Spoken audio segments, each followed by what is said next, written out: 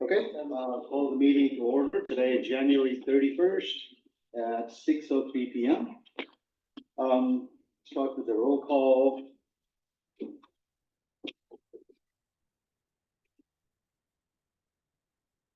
Okay, Commissioner Ouyang, she's not here. Absent. Commissioner Pietro. Present. Commissioner Katz. Here. Commissioner Schneider. Here. Commissioner Helmholtz. Here. And this is Suresh Venkatram Gutierrez. Commissioner Banerjee will be joining us, but will be joining a little late.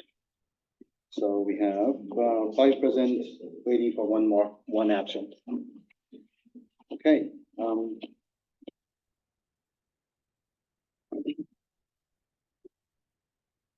Before I start off with any discussion items, I'd like to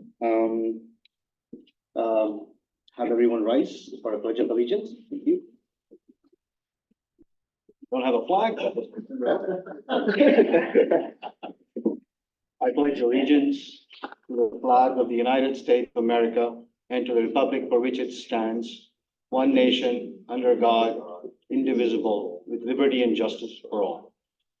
Okay.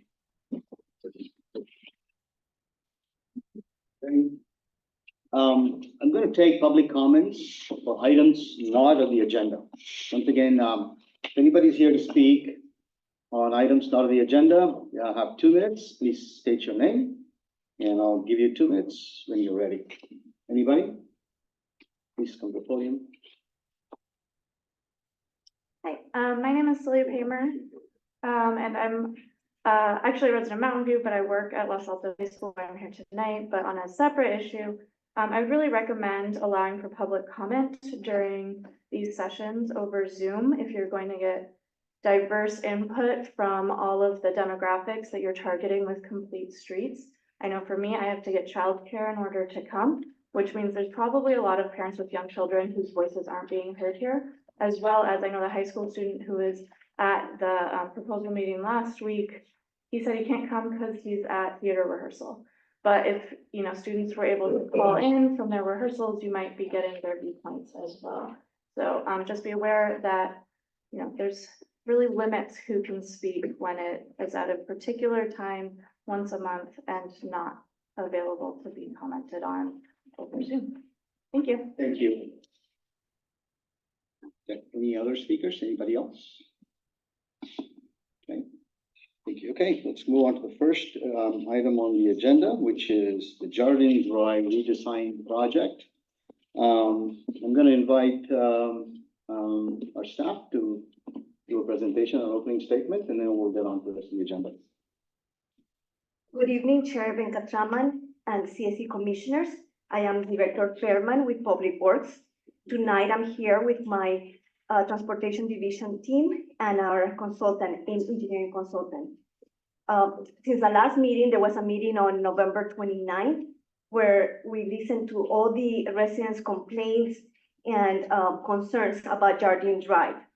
At that meeting, we promised that we would come up with concept plans to bring back.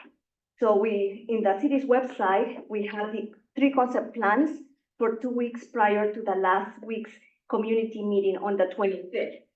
And then since then, we have received more comments, and our CSE liaison, Art Williams, has collected comments from everyone who has emailed, called, or filled out a card.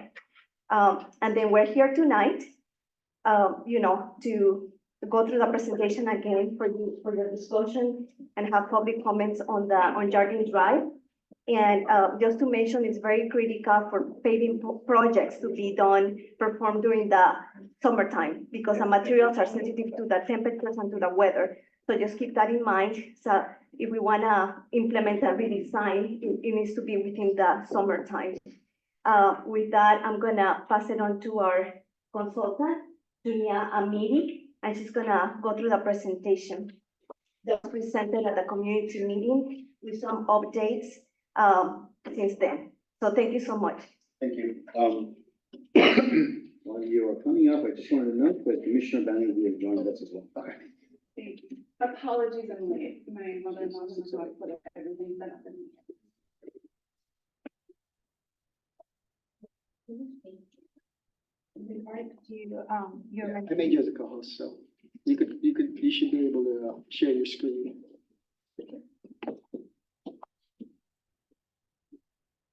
Yeah, there's a suggestion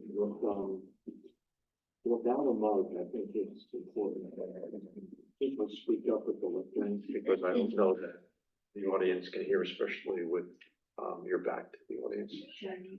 One problem is the speaker's directing the voice to you, we don't hear it.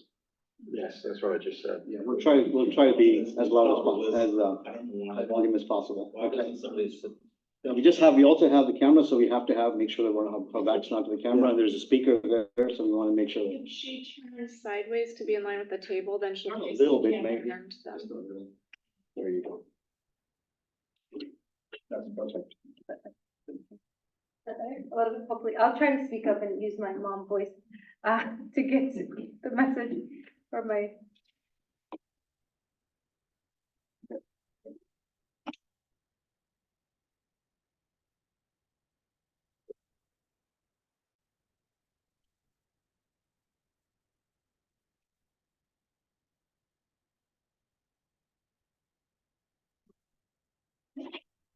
Good evening, Chair, and Commissioners of the Complete Streets Commission.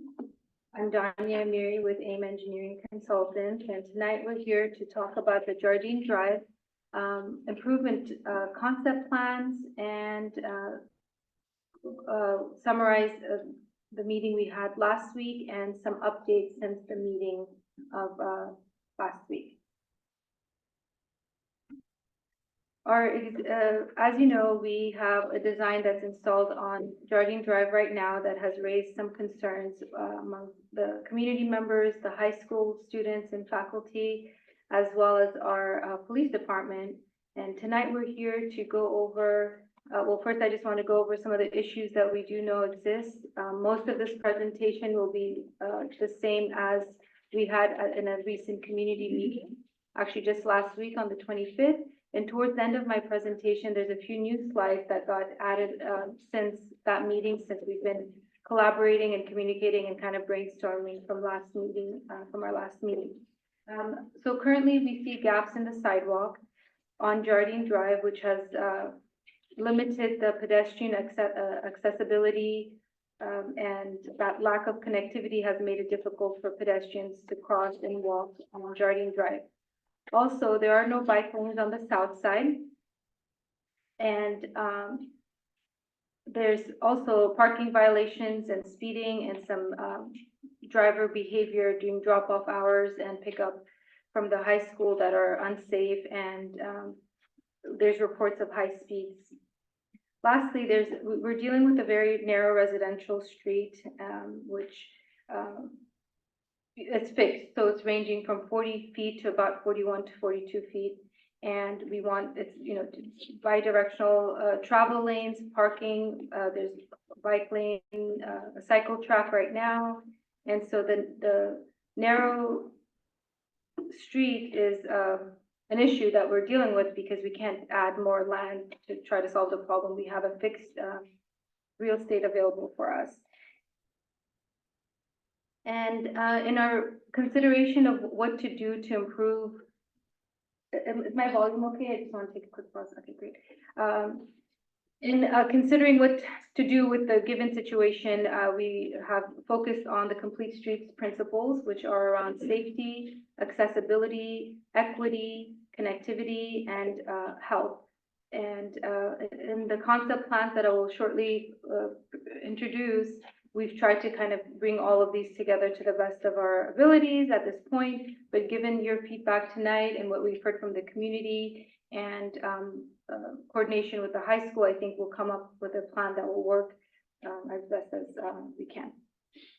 So I'd like to introduce concept plan 1.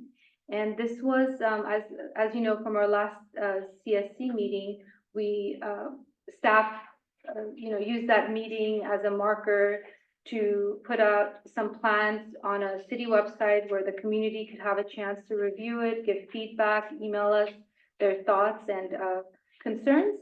And these concept plans, as well as these sections were available for several weeks for the community to review and give us, some feedback on. And this is, concept plan 1. The top section is what we have right now at the moment, which, as you know, has is a 7 feet sidewalk on the high school side, followed by an 8-foot cycle track, a buffered brown-red paint lane as well, then followed by a loading or a parking lane, then the 2 travel lanes, and it goes right up to the edge of pavement and edge of travel. And the proposed concept plan 1 was basically going to go back to maybe one of the previous designs of Jardine, which is move the parking lane back to the sidewalk, near the sidewalk, adjacent to the sidewalk. It would just be the 7-foot parking / loading zone. The bike lane would have been moved to the left and supported by a 2.5-foot buffer, the same 10-foot travel lane. What this concept plan does new that we don't have at the moment is a bike lane on the north side, also with a 2.5-foot buffer. And as you could see, where the center line right now, I don't know if my mouse, oh yeah, you can see it. Right now, we are about here, the center line of the street between the 2 cars traveling in 2 directions. It's right here, and we are basically shifting the center line to here.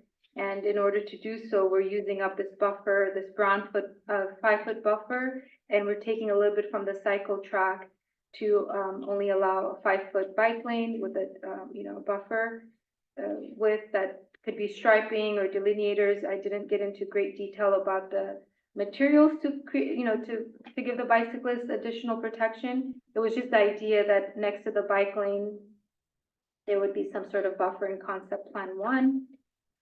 And on the side, I just have some high-level notes in case someone would like to read it, and in addition to visually seeing it, but it's a summary of the same thing that I've just expressed. A 7-foot bike parking lane, 5-foot bike lane with 2.5-foot buffer. And since this option is not providing space for pedestrians to walk per se, there are fewer high visibility crosswalks, high visibility ladder yellow crosswalks. Since this area is a safe routes to school path, the crosswalks are recommended to be marked yellow and in high visibility paint. Pedestrians are routed to the existing sidewalk facilities under this concept, and basically encouraged to cross where it's marked for them to get onto the south side and make it to their way to school. And I'll go ahead and move on to concept plan 2. This is, and I will zoom in, this allows me for everyone. So this is the plan view of what I just talked about, but let me just go a little bit bigger and hope it shows up on the big screen too. Yes. So here we have Jardine right off of Valencia Drive. There is a yellow ladder high visibility crosswalk, which marks the beginning of the process school at this location. And let me just zoom in a little bit more. Maybe more. It's you'll see that off Valencia, the few residential homes, basically we have parking, a bike lane, and a buffered stripe. As you move down to Panchita, I would like to talk about this ramp here. This ramp is an updated ADA compliant ramp to what is currently there. And this ramp, it will also align the crosswalk a little bit better. Right now, there is a ladder crosswalk here. It unfortunately misses the ramp, so you're kind of weaving away from the crosswalk to get onto the sidewalk. But in any of the concept plans that I go over tonight, we are going to align this ramp to allow bicyclists and pedestrians and people of other modes of travel to get onto the sidewalk safely here with a ramp that's ADA compliant.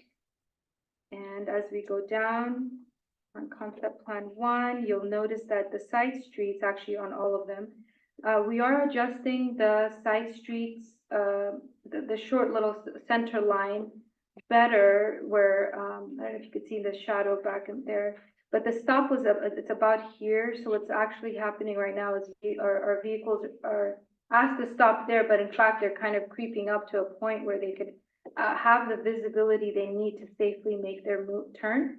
And these side streets, all the concepts are actually introducing a better center line with a stop legend that's placed such that the vehicle that's, the driver that's here, or cyclist, could get a better view of the intersection before they decide to pull in and move.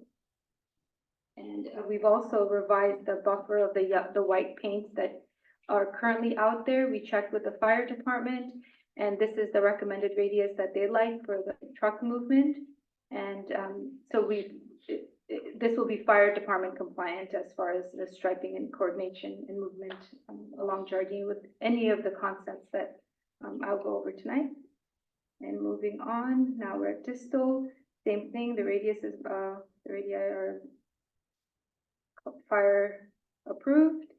A bike lane, the same as I described. And let me zoom out to show you what's happening on. We're at the high school entrance, Alicia. This is a busy area for us because we know that this is a main access point to the high school. One small modification you'll see at Casita is that the driveway is getting slightly modified to be better aligned with the crosswalk and ensuring that the width is open for both bikes and pets. So there's a small modification to the driveway. Everything else is as I described. Nothing is changing. So it's a pretty clean cross section all the way through, while to the point that it's our city right of way. Beyond our city right of way, we had mentioned like this would be nice, like you know, edge lines that I showed. However, it's not within our jurisdiction, so I'll just stop right where it pertains to us, which is Alicia, and then the city can continue coordination with Mountain View about, you know, adding sharrows and edge lines if our neighboring agency is willing to do that. But for us, where the sidewalk ends literally on their side of the property line, our residents and students actually don't have anywhere to walk in front of this house. So this concept plan, I know it shows a little man or a person walking here, but as we get into the concept plans, the idea is that what do we do with the pedestrian that's walking down Jardine in this direction, and now you're on someone's property, and we know they will kind of come on the street to make their way to this crosswalk. So I do want to consider some solution here that safely protects them, yet gets them on, you know, to transition after this driveway to make it to this either hatched area, then the crosswalk to cross the street, zigzag until they get to the high school. Go back to make sure I'm missing anything. This is, yeah, so at Alicia, high visibility crosswalks, updates the corners, and moving the stop legend to the point to help visibility for drivers.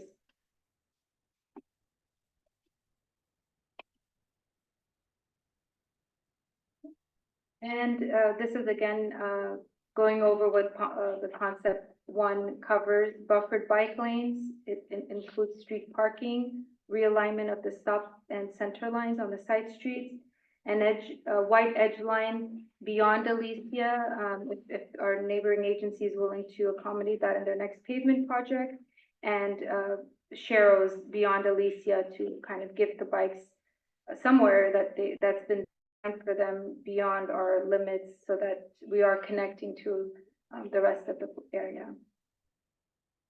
And concept plan 2 is also moving the center line over. What's unique about this concept plan is that we are introducing, I know I said class 1 bike path, but it's basically a shared area for bikes and pets. And there is a very tight section available. It's a 10-foot section, and it's down to the inch all we have available. And there has to be a 2-foot buffer in this idea of bikes and pets kind of being side by side. And this has to be a physical barrier from vehicles and continuous as much as possible. And so this idea, concept plan 2 allows for pedestrians on the north side of Jardin Drive. And it still includes the vehicles, so parking is included in concept plan 2. The bike lane on the high school side is just a 5-foot bike lane without a buffer. And as you can see, the parking or loading zone is also the bare minimum, 7 feet, so there's not much room for doors opening on this, and there is not a buffer for bike lanes, for the bike lane. However, it's not that we didn't want to make it wider, we were given a fixed limit for this street section. And if we wanted to consider the pedestrians that definitely do walk on the north side, and at the moment, they're basically mixing with bikes, cars, and this is where I've seen pedestrians navigating the north side. Concept plan 2 at least defines a place for them and takes a little width from this side to share with this side.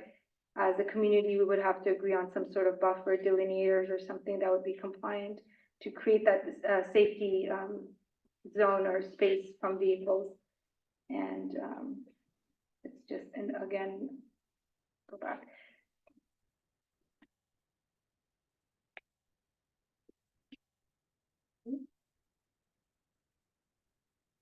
And this is the section. I'll try to zoom in as much. I'm sorry, not section, this is the plan view. It looks very similar. So the yellow ladder crosswalk is starting our safe route to school, parking in front of the residential homes here. We have a lane without the buffer, but you see the pedestrian and bicycle path across the street with that 2-foot buffer. And the same ramp improvements. And so this plan, concept plan 2, is balanced. It's trying to balance all the modes. Parking is provided. The bicycle lanes are provided on both sides of the street. There's already an existing sidewalk on the south side, so we're introducing a walking path for pedestrians on the north side.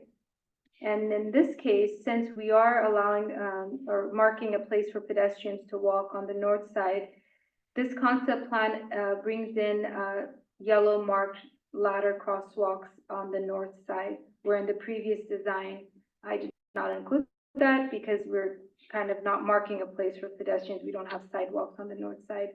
So it was, it's not recommended to mark crosswalks if you don't know where the peds are coming from, even though we know they are walking there. So concept plan 2 allows them to walk and safely cross the street and basically use a shared space with the bicyclist. And let me know.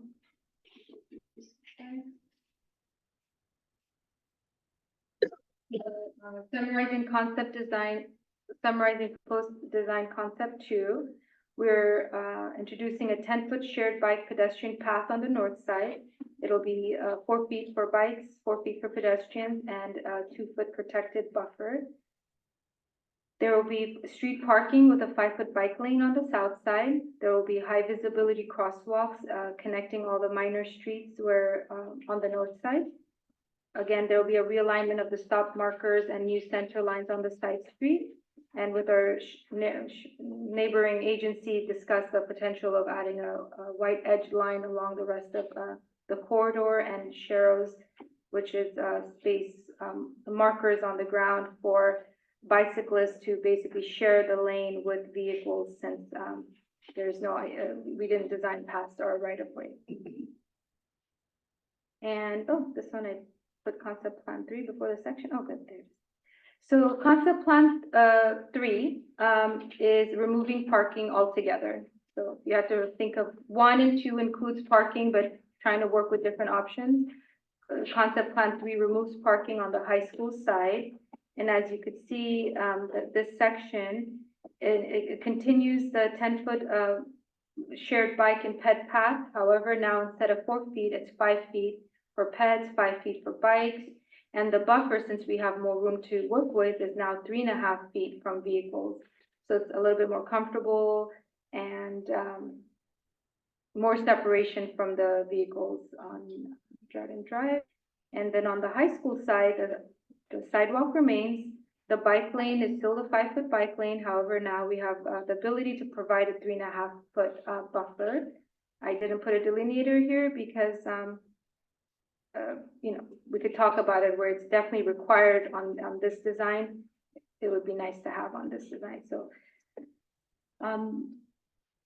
this is concept plan 3, no parking.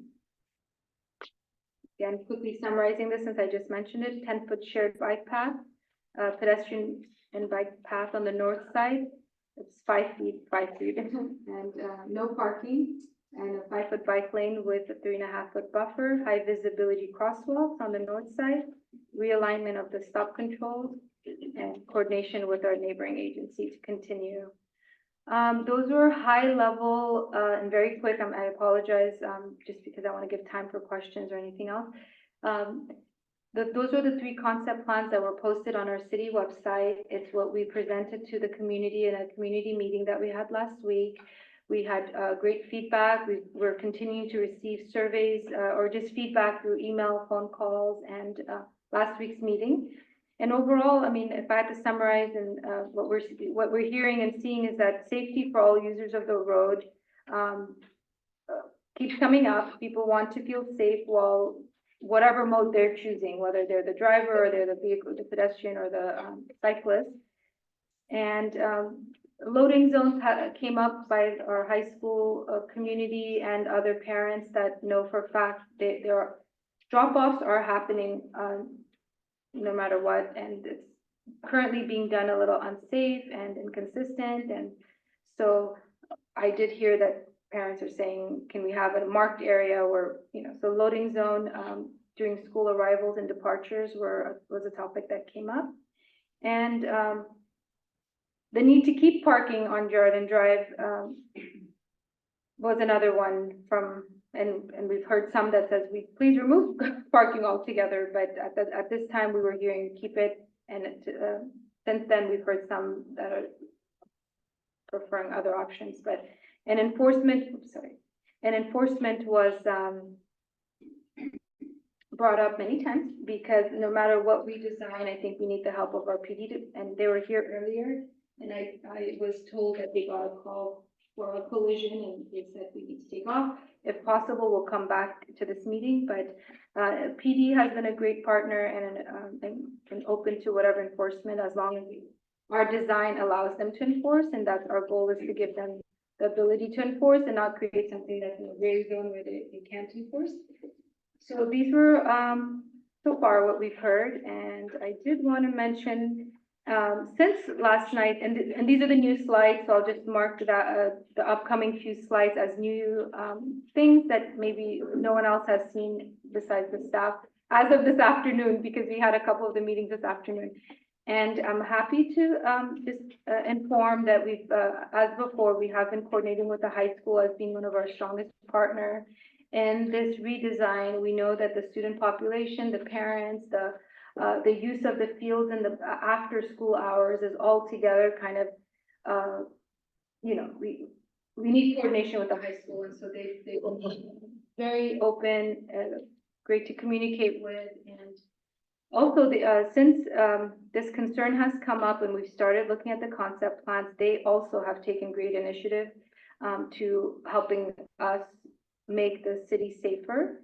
And this summary of updates is actually from as early, well, I knew a little bit about what's been taking place on Almond Avenue, but we got fresh information just this afternoon. So these last slides are, there was no time to update it on the city website to get the community to see these few updates.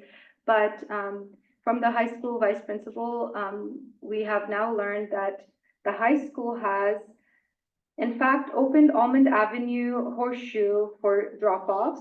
It's official. The students know about it.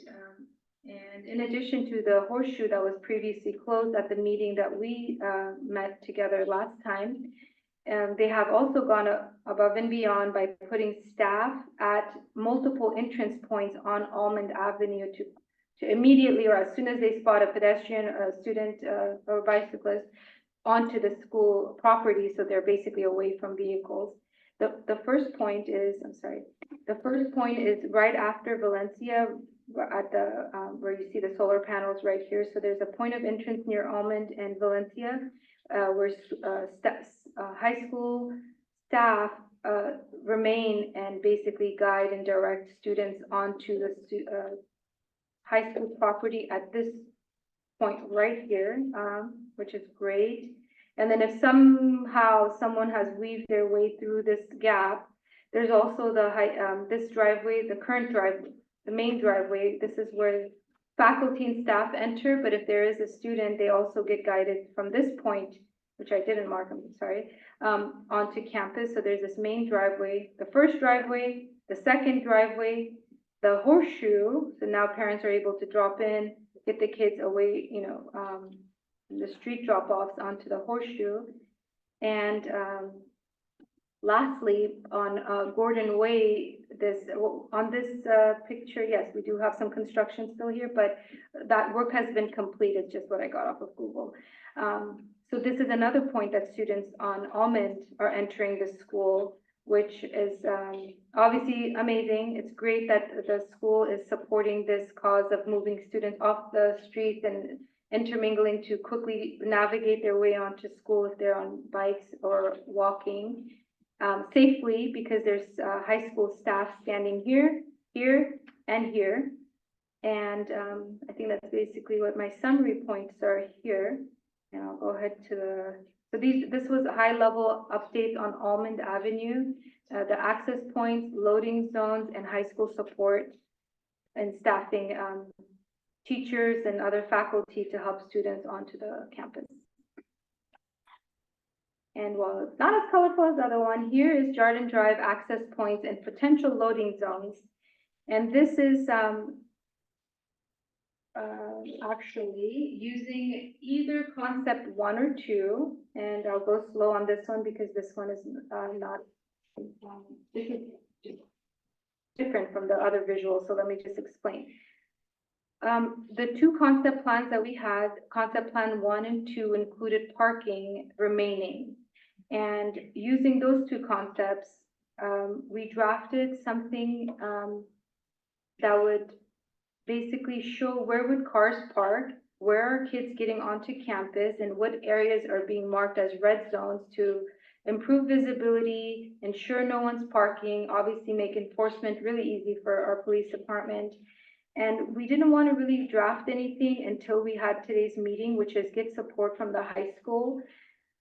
And I did get that support. We were so pleased that they're open to opening the baseball field gate right here, so that if pedestrians or bicyclists are coming off of Penchita, coming down Valencia, and are basically going eastbound, they, with the support of staff, like on Almond Avenue, they could basically stop right here and get kids to use the baseball field gate to access the school. So this really is such a great critical point here, because not only do we have a marked crosswalk and 3 stop signs, we also are modifying a ramp so that, there's no bumps or vertical curbs for bikes to navigate or access over. And for this resident here, we are taking away 1 parking spot to just really open up. I want to take 2, and maybe we need to, but so this is why you see this 1 blue mark here, is that it allows for this resident to have at least 1 spot. But so moving on, in addition to the baseball field, there are the tennis courts that this weekend, when I was driving and kind of doing my traffic evaluations, there were cars, about 70% of this corridor was parked, and it was after hours, not school times, and there's people using the tennis courts, and there's a lot of movement. So from my short weekend evaluations, Jardin Drive gets used, cars are present, and the high school tennis courts were in use very actively. But this concept of basically provides red no parking to the right and left of the tennis courts that are currently open. And the high school vice principal said I would be supportive of providing staff during morning hours to open these gates as early as 6 a.m. and to go on to 11 a.m. And then after, basically, kids should be in session, close those for obviously protection, and there's no need to keep them open after arrival. And likewise, when school ends, to open the gates so the kids could leave. And moving forward, so now that's the second access point.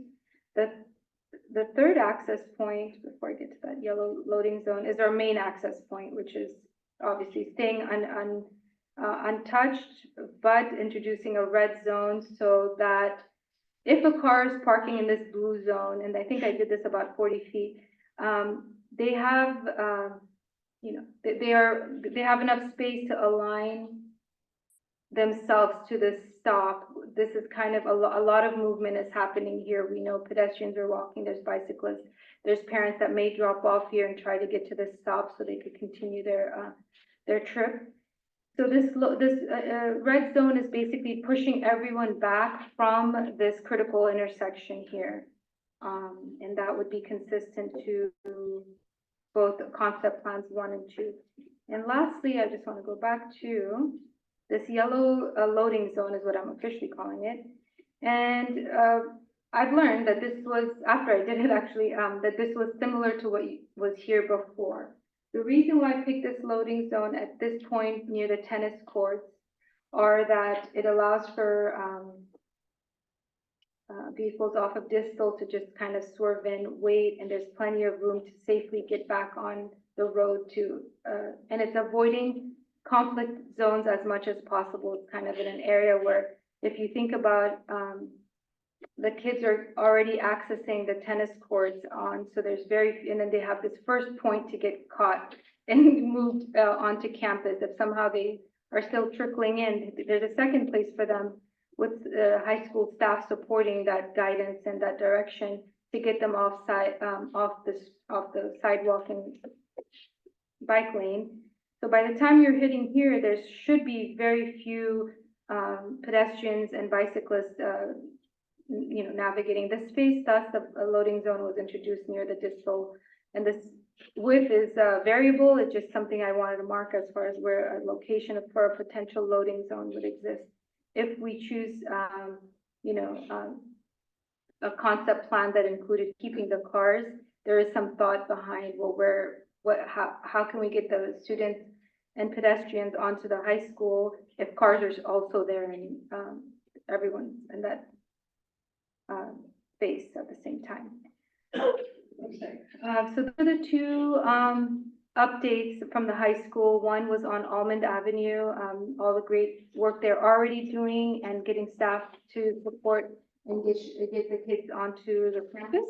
And this was a quick update on the Jardin side, where we could possibly introduce access points to the school from the backside and get staff in some high visibility corners where they're visible, and if cars are parking, they could remain parked at the blue areas.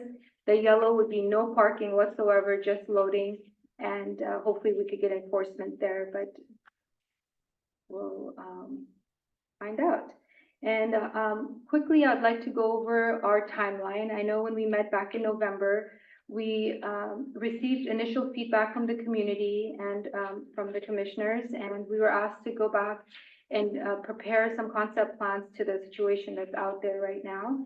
And we said we would do that and get something on the city website for the community to review, comment, and give us some initial takeaways, and that happened. And then we wanted to something that we wanted to really focus on this time around is to get as much as community engagement, involvement, feedback, and while being mindful that the construction season is typically in the summer months, especially around school zones. However, pavement projects are typically done in the summer due to the temperature and the curing time, and just the nature of the business with pavement. It's almost always done in the warmer months, not during the cold months or rainy months. So given that there is a huge safety concern on this corridor, this timeline basically outlines how we could reach our goals as quick and efficient and mindful of the community's feedback and as much interaction with the community, yet hit the deadline of bringing on board a construction company as soon as the school is out, where a contract has been awarded and we're ready to start work in June, so that by August, when the kids return back to school, there is a better corridor for them to navigate. To get to that point, we're basically back to point B, I guess. We're here. We're here to, share the concept plans we've shared with the community, give you a little update on what types of feedback we've received so far. You may hear a few more tonight.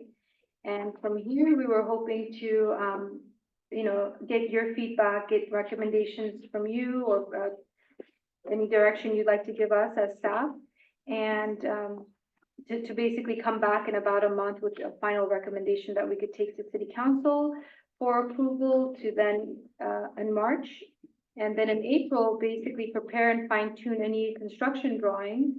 And as you may know, we are planning on tucking in the Jordan Drive redesign project as part of our citywide pavement rehab project, and that is strategic as far as it would be the same exact project going out to bid for the other locations that are in need of rehab. But also, it would keep us on, it's the most efficient way for us to bid a project, get safe routes to school improvements, pavement rehab project, and the Jardine redesign through one contract that's detailed and is concise to a contractor. So the plan is, as soon as we get everyone's approval by April, wrap up a pretty solid bidding package to go out to bid, and there's 30 days that a document has to be advertised. So that April brings us to May very quickly, and we're hoping that we get great, bidders and contractors that are interested in working in our city, so that we could award the contract on the May 14th City Council, which pretty much means 2 weeks, and it's already in June, and we were able to get started with work and having our pre-construction meeting with the contractor. So this is a high-level timeline. Everything is dependent on us agreeing on a plan that is obviously back to this Complete Street Commission's principles, which is safety, connectivity, health, and having a mindful design that considers all modes of transportation. And I'm a complete proponent of understanding that our design, we definitely don't want to rush into a design or a quick redesign. This opportunity to interact with the community has been so great for me, and it's been so great for the team to get a different perspective, different needs, the different users of the road. And I guess as long as all of us agree that we have a fixed cross section, we have only the amount of land that we have. We definitely need to have 2 travel lanes, and we have a fixed sidewalk in a high school. There's a few knowns or fixed points, and we're trying to bring safety to this corridor that we know people that of different age groups use it. It's not just for high schools, high school age students. There's elementary schools that are students that are navigating this area, and other members of the community. So I am very excited to come together and bring a concept plan that could be recommended by the commission, because it's complete streets and it does follow the values and principles and adopted documents that the city has in place. And I hope to follow this timeline to as much as we can, so we can get it done as fast as possible.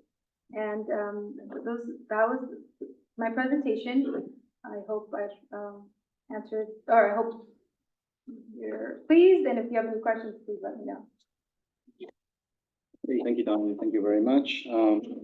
Thank you for summarizing the projects and updates since the public meeting last week.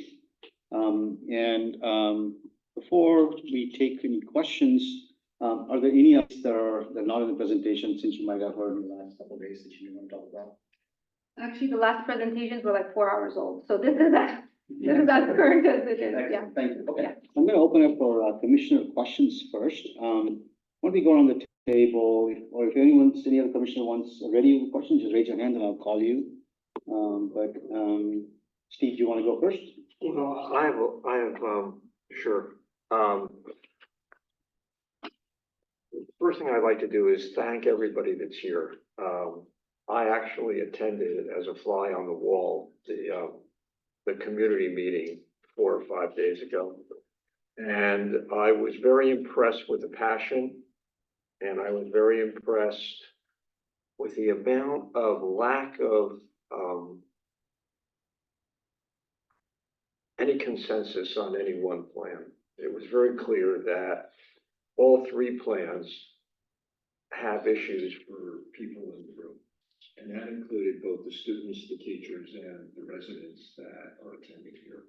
So this is not an easy decision. It's not a simple process. And some of my questions actually will speak to areas which may add a little bit of clarity.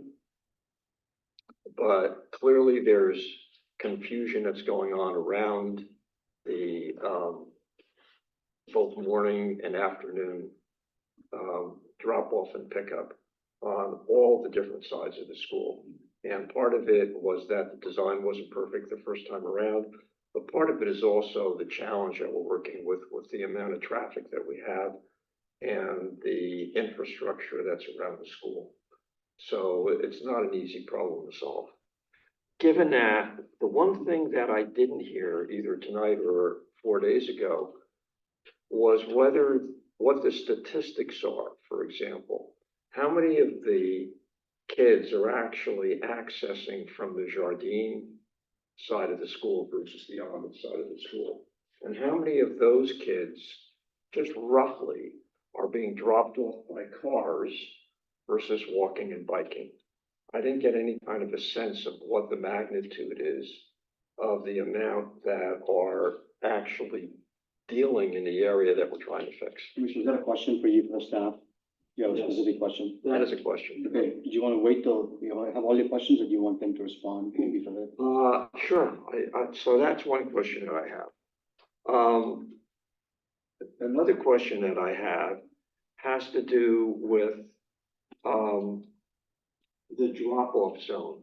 It wasn't clear to me in looking at the diagram how big that drop-off zone is, or pickup zone, how many cars can actually get in there at one time, what happens when cars are filling up that drop-off zone, and what's the expectation? Do cars just wait?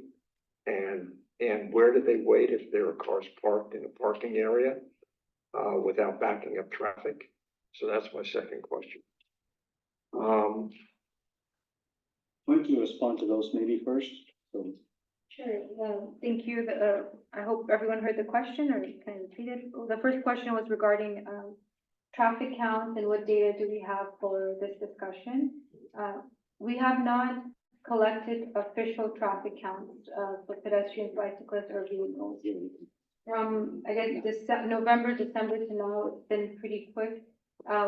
Staff have gone out at least a dozen times. We've observed, but I think even this weekend I was there just to see what's going on when there's no school in session, and I just said like 70% of the lane was full.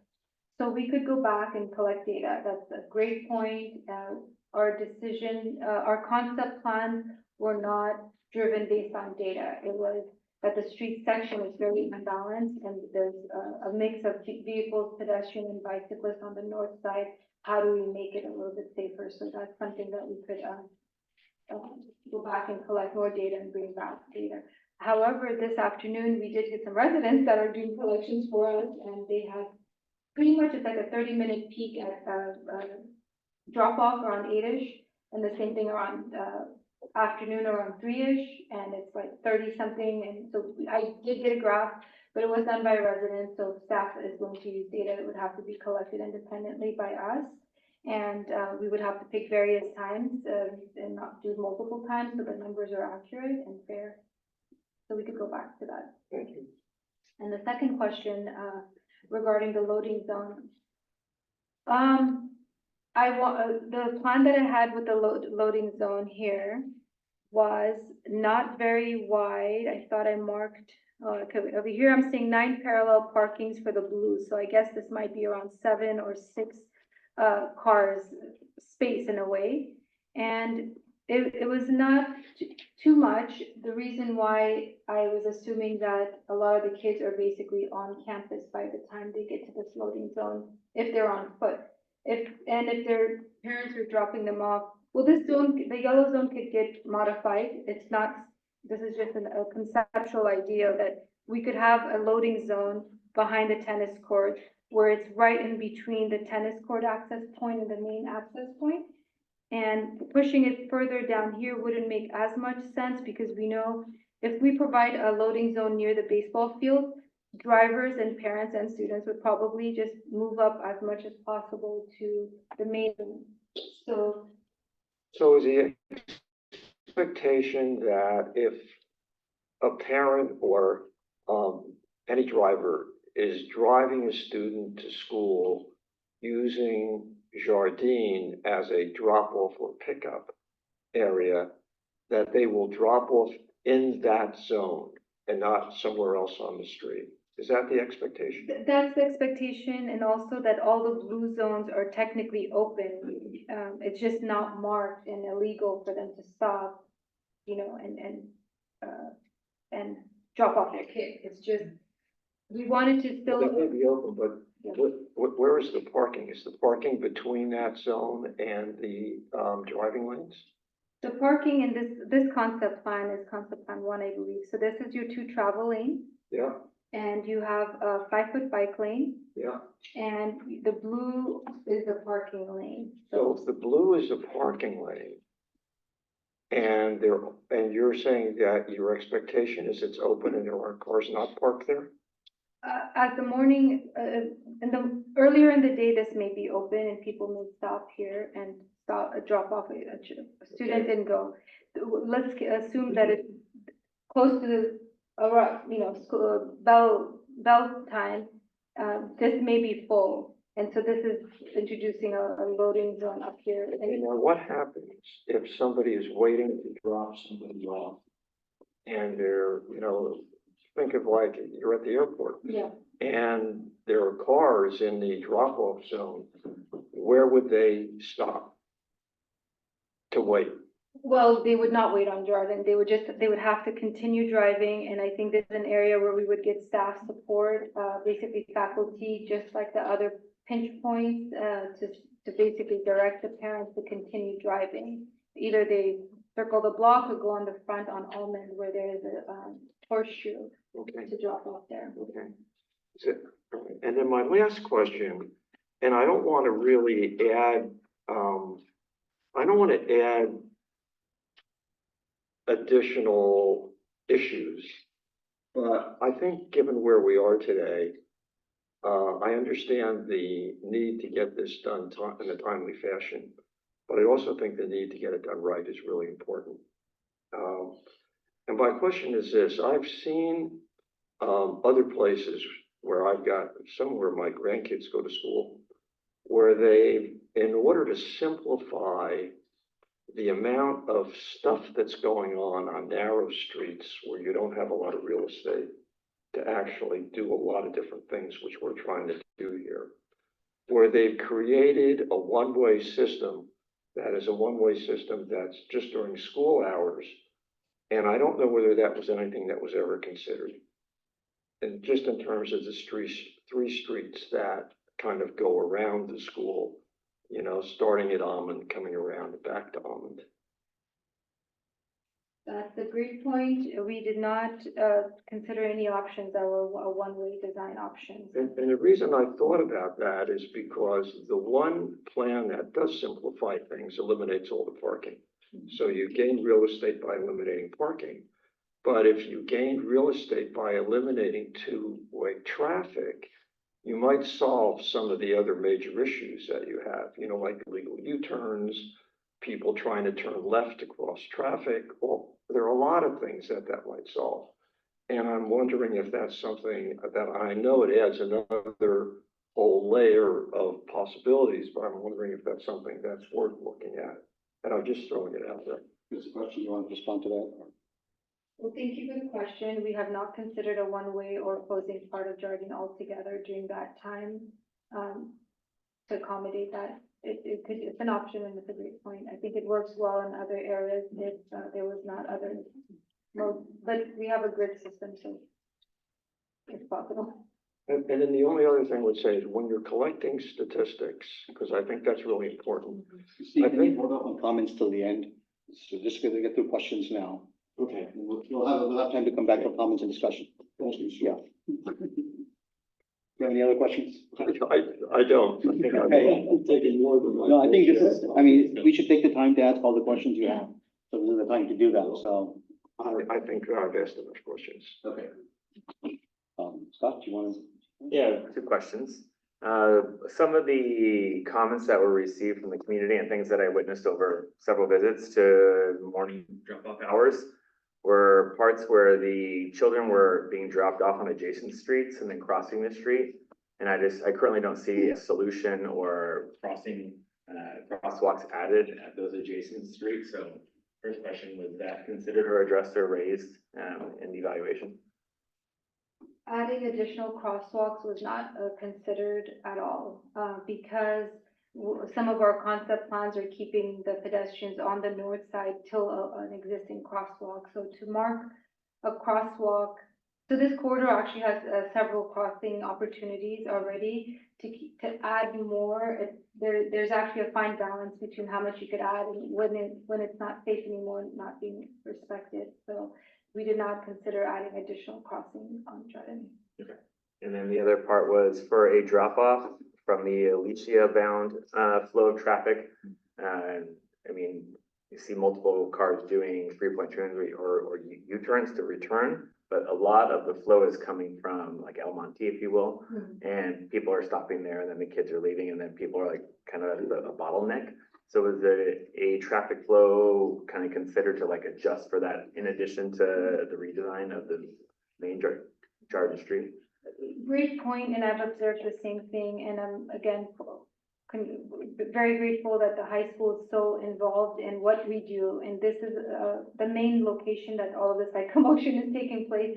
We would need support from staff directing students once they're out, parents from doing movements that are not safe, and then with enforcement. That location, just as you know, where Alicia comes up from two sides, where the sidewalk ends and there's a space where there are kids or pedestrians are on pavement, and the crosswalk and the entrance to the high school, it's very busy and no one's following any rules, and sadly that's very unsafe and it's not funny at all. It's just I've seen it and I'm cringing as your traffic engineer watching these movements. So has consideration been given to what to do in that area? That is part of why I was introducing the red zone to push back cars at least further up, so there's no parking, that kind of moving cars up where we are allowed. There is that home that's in that corner that, as you may have remembered from the last meeting, the cones were there, but it is his property and it is, we did remove the cones, and he's another partner where we want to share with him that his house is right next to a high school that has a lot of traffic, and what is safe for him to get in and out of his house, yet provide a safe refuge for the students that they're walking right in front of his property onto the school. So it is probably the trickiest revision of this, any of our concept plans would be what would work best at that junction. And so we focused on Jordan the most. The good news about what's happening on Almond from the vice principal today gave us some relief that, in a way they're catching a lot of students up front, and there may not be that many in the back, and if there are in the back, the idea of opening these other access points, depending on where they're filtering. But the location you're referring to is the most popular location because there's beautiful gates and there's a driveway, and I see a lot of kids also just intermingling. It's almost like a connection point. Everyone's saying hi to each other and parents waving to other parents. So it's like a fun and unsafe place to be. But it's going to be the area, regardless of which concept plan, that we will work very focused from signage to enforcement to additional red curbs. And, with the current Senate bill, the visibility is, we now have, at least 20 feet of visibility on all sides should be provided. So we want to exercise anything we have, in the tool chest to make that block as safe as possible. I don't know if I answered your question. Yeah, you did. Thank you. Thank you. Any other questions? Stacy, you have? Thanks. So I had a question about the proposal that has the shared path on the opposite of the school side. Technically, what is that? Are you planning to divide that in half and say this side is pedestrian, this side is bikes? What class of path or bike lane is this? What regulations does it have to follow to be implemented engineering standard wise? Right, no, great question, and that was like, we were trying to think of what can we do to provide a safe place for pedestrians to walk legally. I mean, they could walk anywhere now, actually, but, given the fixed, street width that we have, and so there is a shared design out there, but it must be 10 feet, and minimum is 10 feet, wider is better. Minimum is 4 feet for bike lanes, 4 feet for pedestrians, and required is at least a 2-foot physical barrier. And physical barrier in other places are even a concrete curb. It's physically feeling like separated from vehicles. So here we, so it would be a 10-foot section, shared bike lane, class 1, bike path, which is a shared space. The end, and in this design, they may be on pavement. However, it is, separated from vehicles through a physical barrier, and that's where it gets tricky if this even is a feasible option here, because if the community, all of us push on, again, things that are new and unique, and there's like, oh, I might hit the curb, or this is yet another new big change, we're not ready for this, and this idea of shared space on the north side may not actually be feasible at all for us. So just to clarify, it's a 10-foot shared space plus a buffer. So it's not exactly as you've drawn it on there. It's 8 foot of shared space with a 2-foot buffer with a total of 10 foot. Got it. 8-foot shared space, 2-foot buffer, total of 10 feet, but the 8 feet is shared. Yes. It's not split in half or approximately half as the visual show. Right, I'm sorry about that. Yeah, it's kind of like, yes, exactly. So it's almost like if there's a pedestrian and there's no bikes, they have almost 8 feet to walk. If there's bicyclists, they have tentatively or marked. Understood, understand. I think the visual doesn't indicate what you've just verbally shared, and this is why I asked the question. Great But, question. May I interrupt and Yeah. ask a clarifying question? Yes. So there's a similar facility on El Monte between Higgins and intersection of Clark. El Monte, where you have a bike and pedestrian adjacent to each other. Two different pavements. So I think that's kind of where I'm trying to understand if that's what you're looking at, or is this just one shared space where there's no delineation? Because there, I think there's a 3 foot and a 3 feet, I think, not a shared space, but actually marked differently. Oh my gosh, there's so many beautiful options out there. If we had more room, I could get so creative. Right, so there are, when we have the land, the more separation, it's just like as a pedestrian, how would you feel if you're walking? If you have more defined space, you're feeling more secure or safe from interaction. Same thing for the cyclists. If the more separation they feel from the vehicles, the comfortable they are, the more bicyclists will get on the road. Ideally, more is better. In this case, more separation, and in this case, on Jordan Drive, I guess my ask was, what can we do to immediately make this corridor safer and be multimodal? And there is an idea out there where you could share pavement space without any separation, as long as you create some sort of barrier. Okay, thank you. The other question I have is, has the city designated, has the city thought about, is the city planning to prioritize one of the routes from El Camino whether it's Los Niños or whichever street, and sort of add improvements for cyclists and flow them towards the school? And if so, in addition to Scott's comments about pedestrians being dropped off and how are they flowing in, how have those two things together impacted the way that you designed and engineered your plans for Hardin? Or the other way to ask the question is, we keep looking at the cross sections going down Hardin. What about the crossings of Hardin? Great question, and I appreciate that question because altogether as a commission, we want to build a network for all modes of travel, right? So, actually, some of our residents have asked, when am I gonna get a bike lane in front of my, street? So it's very refreshing where we've met them in the field just to bring this exact question up to them to say, we do have a master plan. There are, tentative ideas of how to network and bring interconnect and close the gaps in sidewalks, and bike lanes. To answer your question directly, for this design, we know that the students and vehicles are coming off the side street. I did not take it up to El Camino and map it out that way because we didn't do traffic counts to pick a favorite or pick the one that the data tells you that they're all coming off of this corridor. So data aside, because it's already been made clear we don't have data. So data aside, so I always talk about this. My son goes to Homestead High School, okay? From Los Altos, there's one route, you go down Homestead. Sunnyvale has one set of kids come the other way on Homestead, but Sunnyvale has designated Mary Avenue as the bikeway.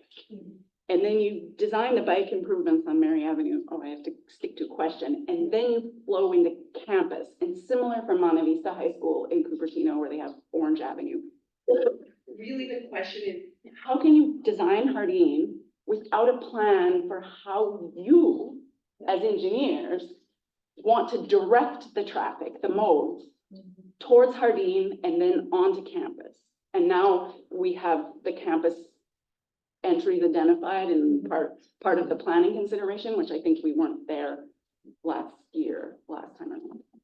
Great question. No, and all that makes sense. Luckily, we know that El Camino is going through a complete revamp, and that project is going to be amazing because we are going to get more bike lanes and more points to feed into Los Altos, and we will have a better canvas to go on the El Camino side.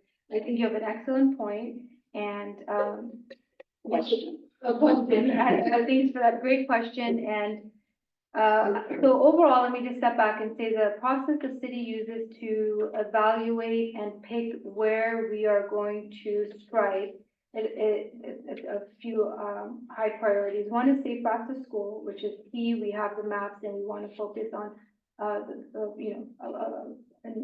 a systematic yet some sort of fashion to what schools get the safe route to school improvement. Second is the annual pavement rehab project, which monies are set aside based on pavement conditions and the needs and both maintenance and upkeeping current decency.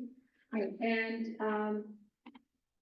I think altogether we are focusing on, in this case for this upcoming year, how can we use one opportunity to tackle safe route to school, a pressing safety project, and some pavement project. Right now, we have the El Camino Real project that we've reviewed from Caltrans.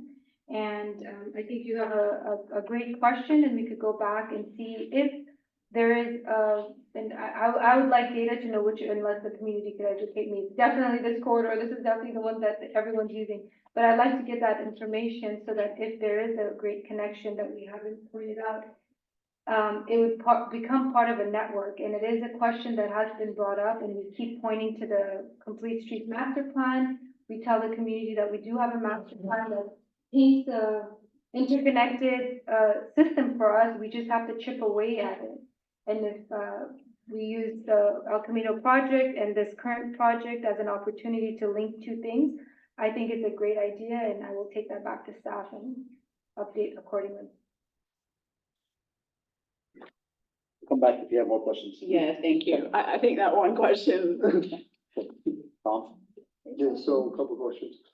On the, where you had that loading zone? Yeah. Okay. If you have that, if we actually put one in there and it's so that the parents can drop off their kids, which implies school time.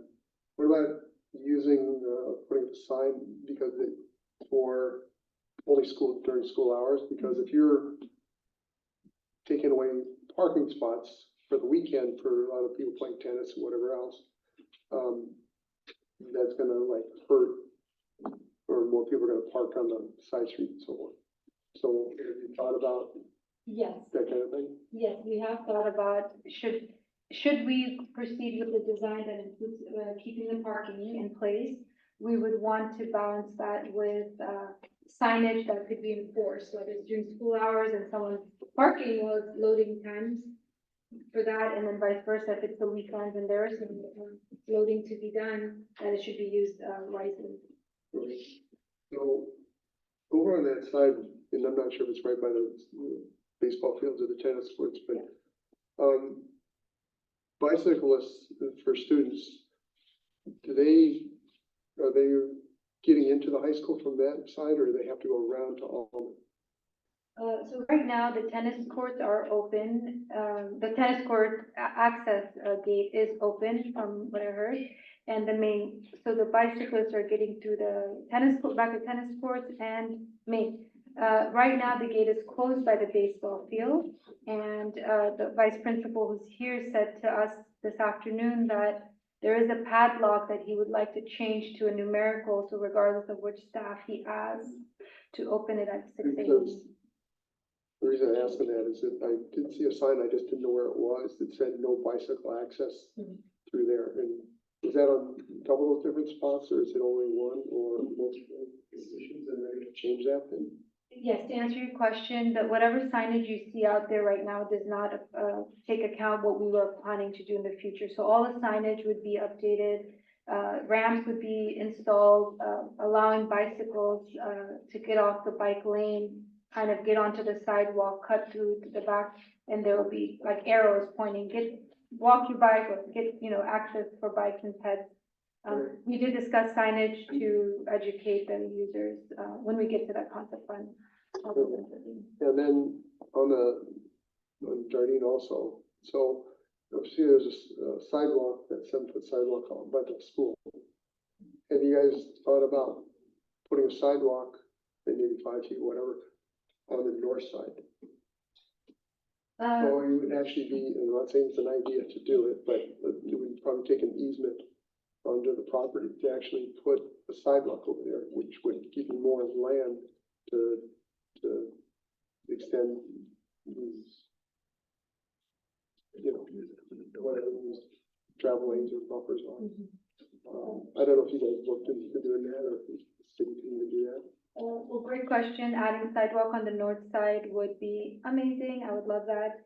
I myself was wondering as I was walking up and down, like, where's the property line? And, to define the property line, we would need to survey the precise land use, it may be that we have homes that are in the public right of way and their property line is much further. So for this exercise, tackling property lines and where we could, how much we have room to play legally versus what I could see was not done. It was just where did the pavement physically and where the asphalt end, we're kind of calling that the edge of pavement. Any gravel or a little bit of dirt left behind, I didn't even count that. But that's a great question. I think it's a citywide effort to introduce sidewalks in the south end. It wouldn't just be here, it would just be. Well, I know the whole idea that they don't want to do that to the city in the past, but, where there's a safety issue for a school, I think that possibly could be, I just don't know if the city is looking at that. For this project, I have not looked into that, and I'm happy to see that in the master plan, you guys have mentioned it, and that was one step in the right direction of at least identifying the sidewalks. Standard sidewalks would add great facility for the pedestrians and people, in wheelchairs and strollers. The gravel is a little rough, but. Okay. Thank you. Okay, thanks. And thanks for all of your work as always. Yeah, I don't think I had too many questions, just a couple, short ones. Did want to piggyback on that comment a little bit. It does seem like it would make some sense to, you know, even if we have a master plan where we're interested in prioritizing sidewalks in some areas of the city, to maybe think about areas where, you know, there's a lot of pedestrian traffic and there's maybe kids, you know, and we know that we already are aware that there's sort of some safety issues or gaps there. So I don't know if there's a way to, and it may not be the immediate issue before us, but I'm not sure if you're aware of ways to just coordinate and see if there's a way we can just direct focus to the extent there are ongoing efforts by the city or staff to think about areas like that. Well, great question. I think as city staff, we basically follow what is, you know, the adopted documents and policies. Sidewalks through this, the CSC Commission has been greatly mentioned, and we're supportive of that as staff. The engineering side of it, there's standards, so it's not, we're not recreating the wheel. We know what a sidewalk looks like. Drainage wise, there's options for that as well. It definitely comes to the residents wanting it and the funding available. Because Public Works, we could design it, we could put it out to bid, and we could get a contractor to install. It's just as we move towards, and that's why I'm so excited that this commission is going to help us move in that direction, one project at a time, I hope. And it's a lot of interaction with this community as well, because they're used to what is out there, and it's so beautiful, so comfortable, and they've done just fine without it. So why add it if it's not needed? But as we come together as a community and realize, well, you know, it's time to put a few where it applies, and everyone agrees to it, we're here to support whatever gets adopted. Yes. Yeah, I mean, it just seems like, you know, I've heard a lot of commentary about just the fact that we are dimension constrained. And so anything to think about where you can add dimension, right? Like you mentioned, you know, one-way street, that takes away, you know, that gives you some free space. You know, if you were to remove parking as concept 3 suggests, or, you know, if you could throw a sidewalk on the north side, then, you know, just any way we can think of to make your, you know, exercise a little easier. The other question I had was just around, when I look at sort of, I guess we're not up here right now, but just when you look at, you know, if you've got concept 1 or 2, the cross section, if you've got it, I don't know, or yeah, either way. Might as well have a visual aid. I mean, these are great drawings too. And you can kind of see it on the wall too, I guess too. But just when you go from current state to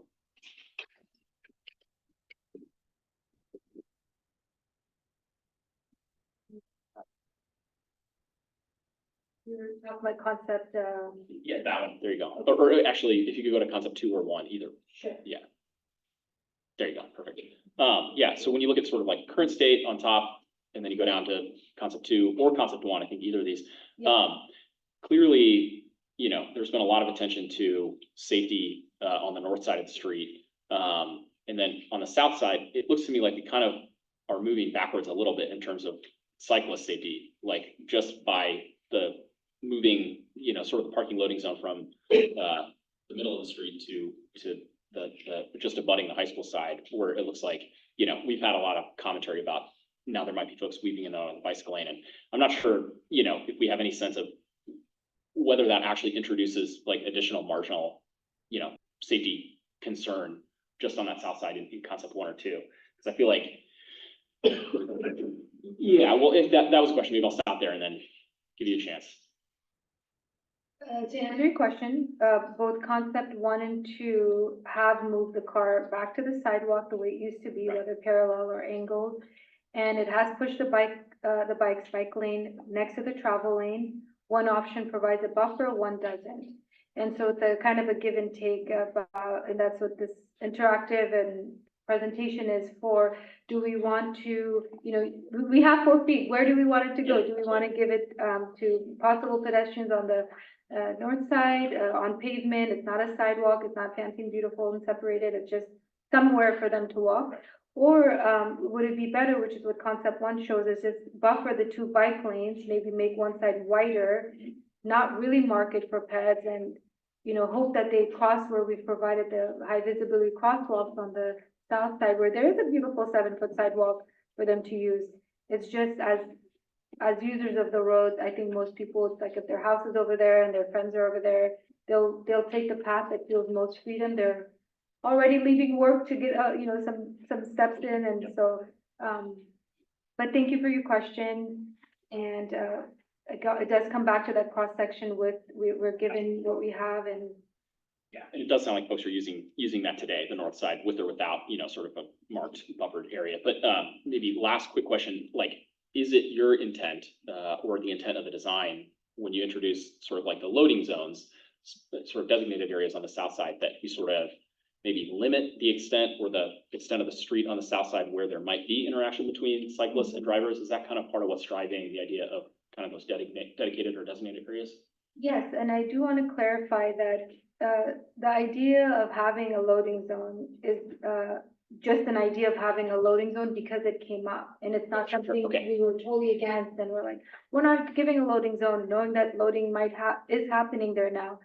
It was that if we do provide a loading zone, we are going to block off certain places to ensure there is visibility and access to get pets and bikes off the students, at least, onto the school campus.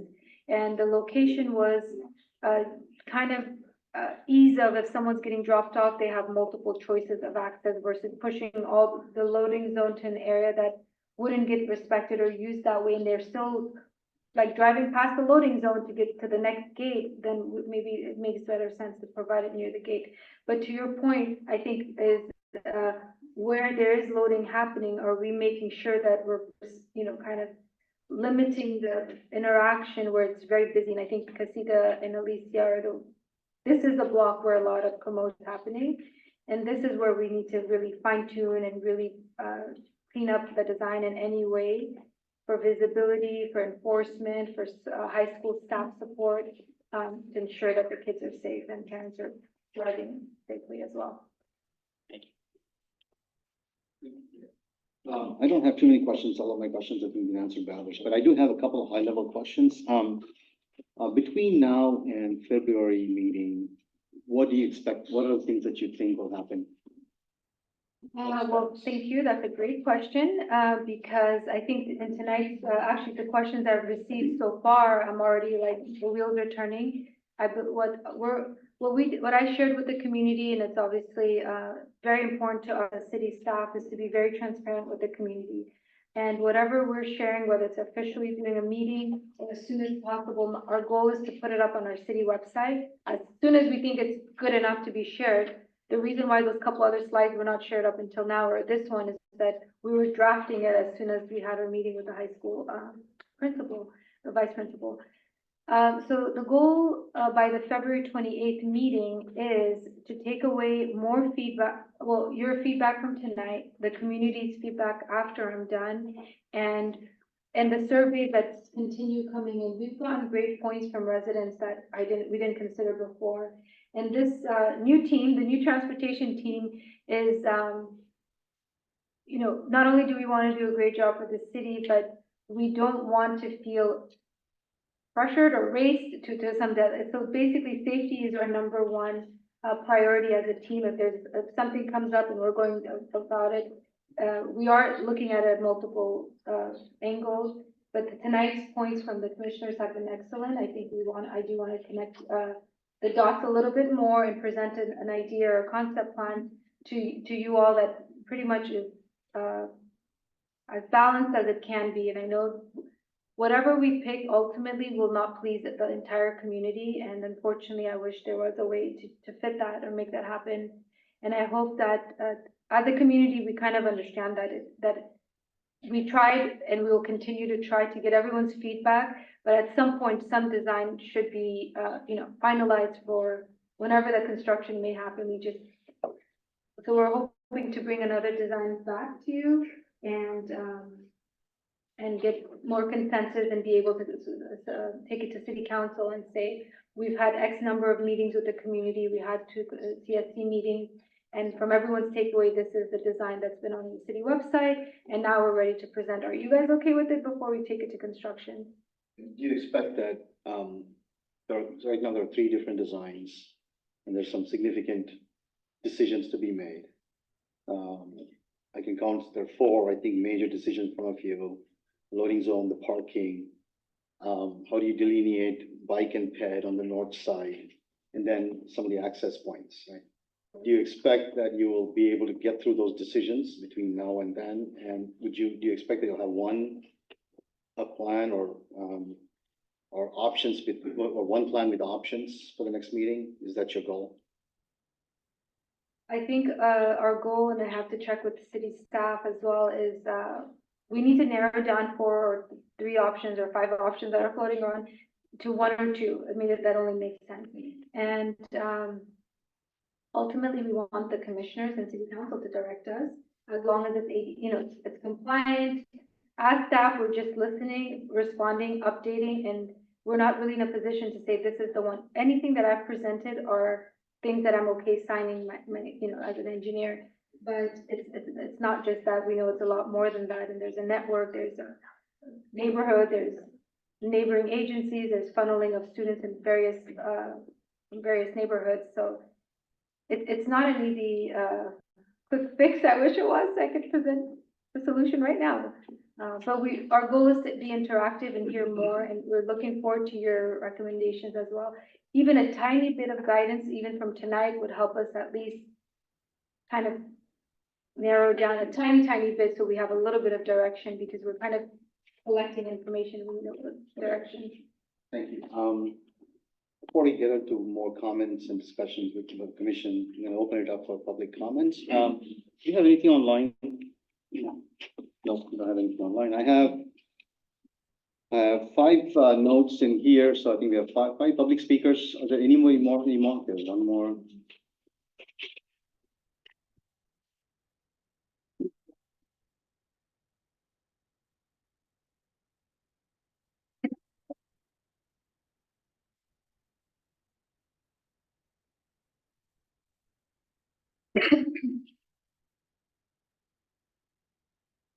Okay, I'm gonna have speakers come by, call your name, please come up, state your name. I'm gonna give you 3 minutes for you to make your comments. If anybody would like to give up your time for somebody else, but please come up to do so at the podium. Okay. Bill Bassett. You have 3 minutes. Hi, Bill Bassett. I don't know where to begin, where to end. Okay, please think out of the box. This street is only 40 feet wide. For decades and decades and decades, we had that street. We had on the high school side, we had a sidewalk, we had a curb, we had parking, we had 2 lanes, 1 lane in each direction, we had a shoulder. It worked. It accommodated all this stuff. Now, once we put in all this stuff, look at all the complaints we have. Let's go back to living simply. Let's put it back to the way it was. We could all live with it. Do you think the drop-off area is really a drop-off area? It's a parking area. I've parked there. People don't use it as a drop-off at all. It just takes parking space away. So how we got to this? It's crazy. I don't know why we're here. Look what we spent, and then we've done this, and now we're going to spend more. Give us back the community. Give the community its street back. All we need is 1 lane each direction, the sidewalk, the curb, parking, and a shoulder, and we're done. And we save money. Thank you. Julia Miaoka.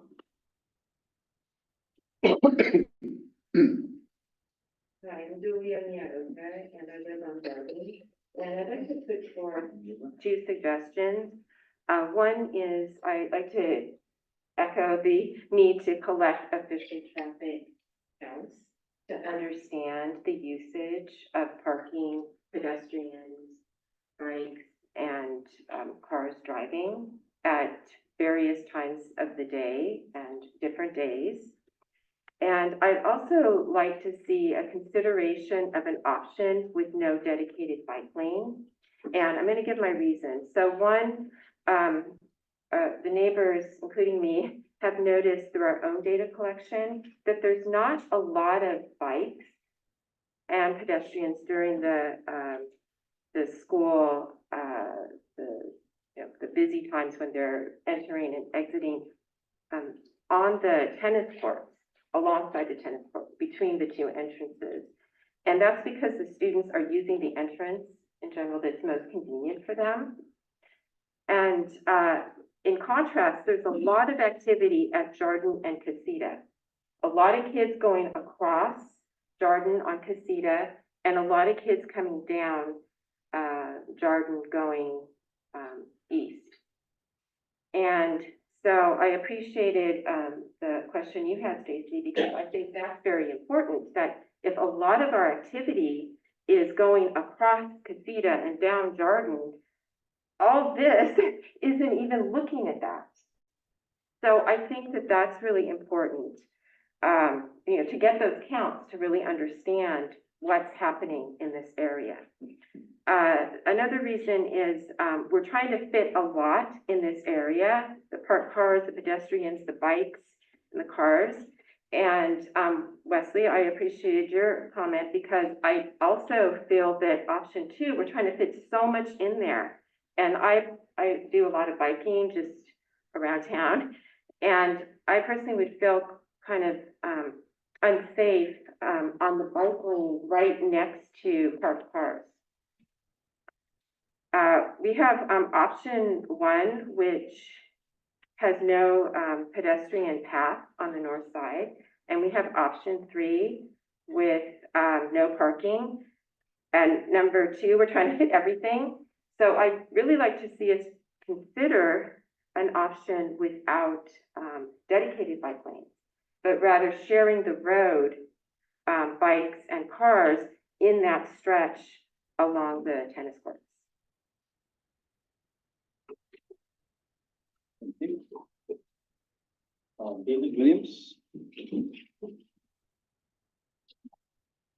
Thank you. Hello.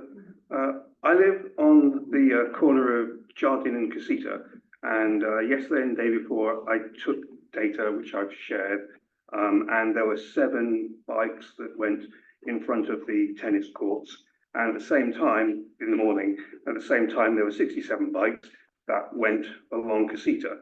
So I don't feel it's justified to have much of a dedicated real estate on the road on Jardin. I don't think that's necessary. Also, I counted 298 cars.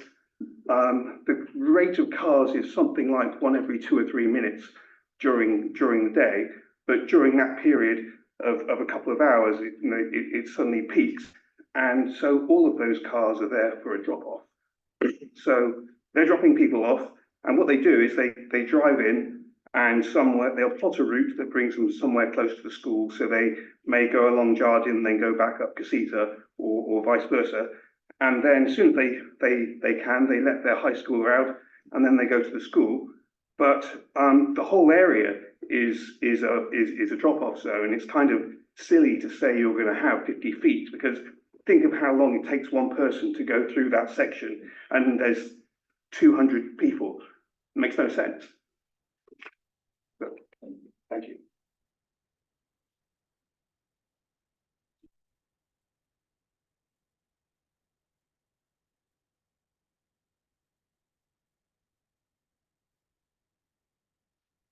David Salta. Yes, thank you. So, that the concept plans were not driven by data. I don't know. We're talking about safety. We're talking about money. We're talking about people's time. And the data isn't a part of this. That's a big question. Honestly, we had the meeting on Thursday. I'm not sure that much of what was said is reflected in the comments that have been provided by the consultant. My understanding was there would be modifications to the plan, some new thoughts. I don't see any of that. Number 3, the parking lane, and in concepts 1 and 2 is now 7 feet rather than 8 feet wide, which means it's narrow. This is a car parked in the 8-foot lane. 7 feet, there's no space they're gonna be opening up right into the bike lanes. You've narrowed the bike lanes, you've removed buffers, cars are gonna be, kids either are gonna slam in, somebody's gonna slam into a open car door, or they're gonna move out into the car lane, which is dangerous.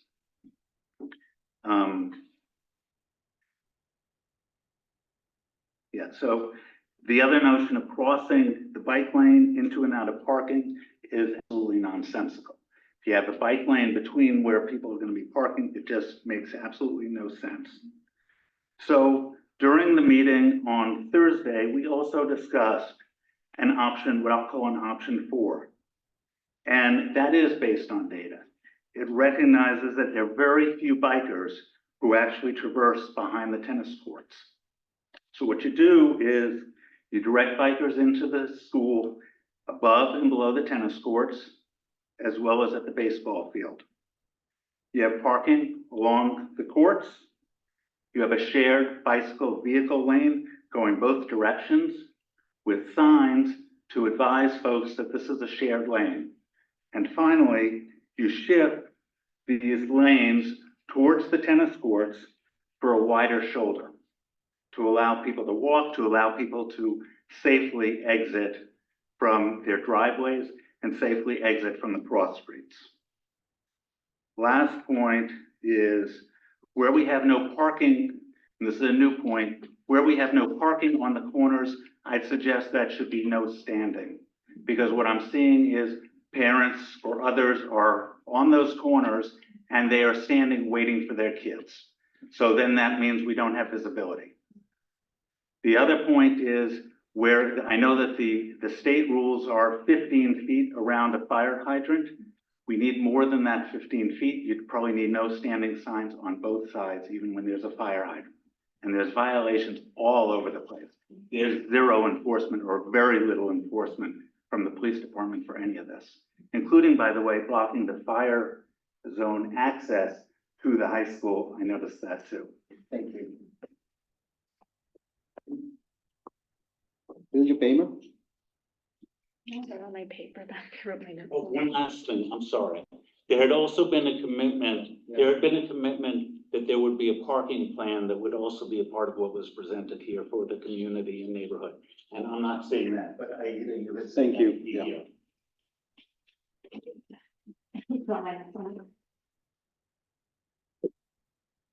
Hi, so yeah, I'm Celia Paymer. I am a teacher at Los Altos High School and I bike almost every day. I've driven once this year. And I also am a Mountain View Safe Routes to School rep for Bob Elementary School. So I have insight into some of the stuff they're working on. And one of the things to point out is people have said, oh, we have all these kids coming from the other side, but not that many from this side. And that's not really true. It's the Mountain View kids coming from the north side. And it is an issue that there's not as many of them as we'd hope. There is more commuting. And we are really working on improving Rengstorff, the Escuela Drive and El Camino crossing. And there's even a proposal for possible bike lanes in Clerk that's not on their highest priority, but it's in the mix. So we do need to plan ahead for that last mile. Currently, what I'm seeing is a situation where almost 2/3 of that road space is being given to cars, leading to pedestrians and cyclists fighting for the scraps. Conveniently on the internet, we can actually look at those surveys, and in about 2 minutes, I found out it is 30 foot to center from both sides. There's actually 60 feet there that we could be using, but we're only using 49 in these plans. So very quick search, I was able to see that. And then the current setup isn't perfect. I agree. One of the main issues I think leads to fewer bikes using it is they can't come in from any of the other side streets. They can't get through the parked cars to the bike lane. So it's not pulling people from that whole side. It's only pulling people from Valencia. And so that's a very limited thing. And so to improve it, we actually need to increase that permeability to it. And then one of the main problems with all these designs is that the top issue that was listed was high speeds, but increasing lane width is only going to increase that problem. So the fact that all of these increase the lane width when our top worry is high speeds is contradictory and doesn't, I don't know, doesn't seem aligned. For complete streets, we really need to balance the use of the streets. A bike lane, you wouldn't let a child walk in, is not a useful bike lane, so models 1 and 2 are basically not complete streets, and they're not particularly useful. I agree with the one lane way option. I think it should be considered. People mentioned that already, so, and then agree with any of the places that are red curbs need to have no stopping signs, not no parking. People think sitting in the driver's seat means they're not parked. And you'll need bollards to protect them because they'll just pull in anyway. So putting the no stopping with bollards on those red zones. And finally, one just last nitpicky thing, class 1 bike lane is referring to something like Stevens Creek where there is no conflict and no cross traffic. Option 2 is not a class 1 bike lane. There's 4 or 5 conflict points. So I would say out of the options, I would begrudgingly say option 3, but I really think we haven't explored the options of the 60 feet and one way and other outside the box considerations.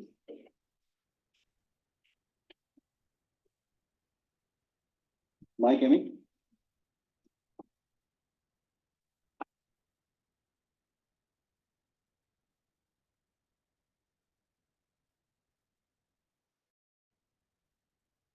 I tend to agree with the idea of sharing the road with a bike lane in between, since we're going to possibly have the area near the baseball field open to the students with bicycles, and also near Alicia, which is already open. I tend to agree with that and make that a shared road. We're just trying to cram too much into a very small area. When I looked at the concept, we have 42 feet. That's not enough. Either we extend the street out, which is not going to happen, or we have to go to a different alternative. My other issue is with the school. And I did some research, and we have about 2,500 students right now. And of those students, about 700 are driving age. And this has been an ongoing problem. And it was voiced back in 2019 by a former student who wrote that he wanted to post something to change.org. And he was upset that we had student parking going from 200 to 150. Today, it's less than 65. And I have not seen anything with respect to the school adding more parking and what we need to do about that. Today, they have the administration building open. There are 35 spaces there. They're all staff or visitor. They haven't changed any of the staff parking in the main parking lot to reflect this change. That would be a simple change that they could do, in the next month or so. The other thing I've noticed is when you go to the parking lot today, half the parking for the students is not being used. Where their parking is north of Jordan on my street. You go there today, I bet there's 30, 35 students on each one of those streets that are parking there, because everybody else on the south side has no parking during school days. And my understanding of a complete street is it's supposed to be equitable. This is not equitable. That's all I have to say. Thank you. Director Mihal? Hi, I'm Derek Nahara. I represent, I'm the assistant principal. I represent the high school. So I'm here representing the high school. I just want to say that I've been working with consultants, trying to help. We are committed to trying to make sure things are safe for our pedestrians and our bicyclists who come to school. To that end, I am trying to figure out the best ways to bring them onto campus as soon as they come into contact with the school. So we're trying to enter the students onto the campus as quickly as possible to get them off the streets, allow them so that we can deal with the traffic in other ways. We are looking at, to Mike's point, we are looking at parking. We have issued an additional 15 or 20 parking permits. We're trying to figure out what's happening to the rest of them. We have actually given parking permits to every senior who's asked for one. But we are gonna look at that more, and maybe we need to offer more. So we are looking at that. The staff parking lot in the student services building, there's a little bit of a thing because we actually still have construction. People may not be aware because the student services building is complete. But we are still doing renovation construction in the we'll start in the cafeteria this summer. 400, 500 wing is being done. So we still have contractors and folks using those parking spaces in the student service. So not all of those spaces actually are free for staff. But I'm looking at the numbers and trying to figure out whether or not we can actually move some of those staff spaces in the main lot over to students and then try to give them that. So it is something we're considering, we're looking at it.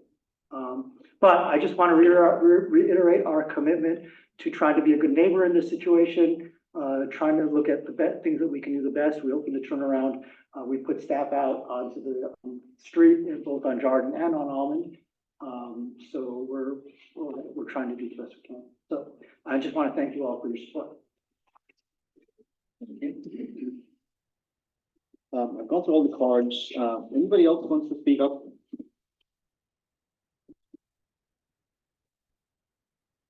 That's, Not much to say. My name is Peter Johnson. I live off of Font Blue Terrace, which is right at the end of Jordan, at the intersection of Jordan and Valencia.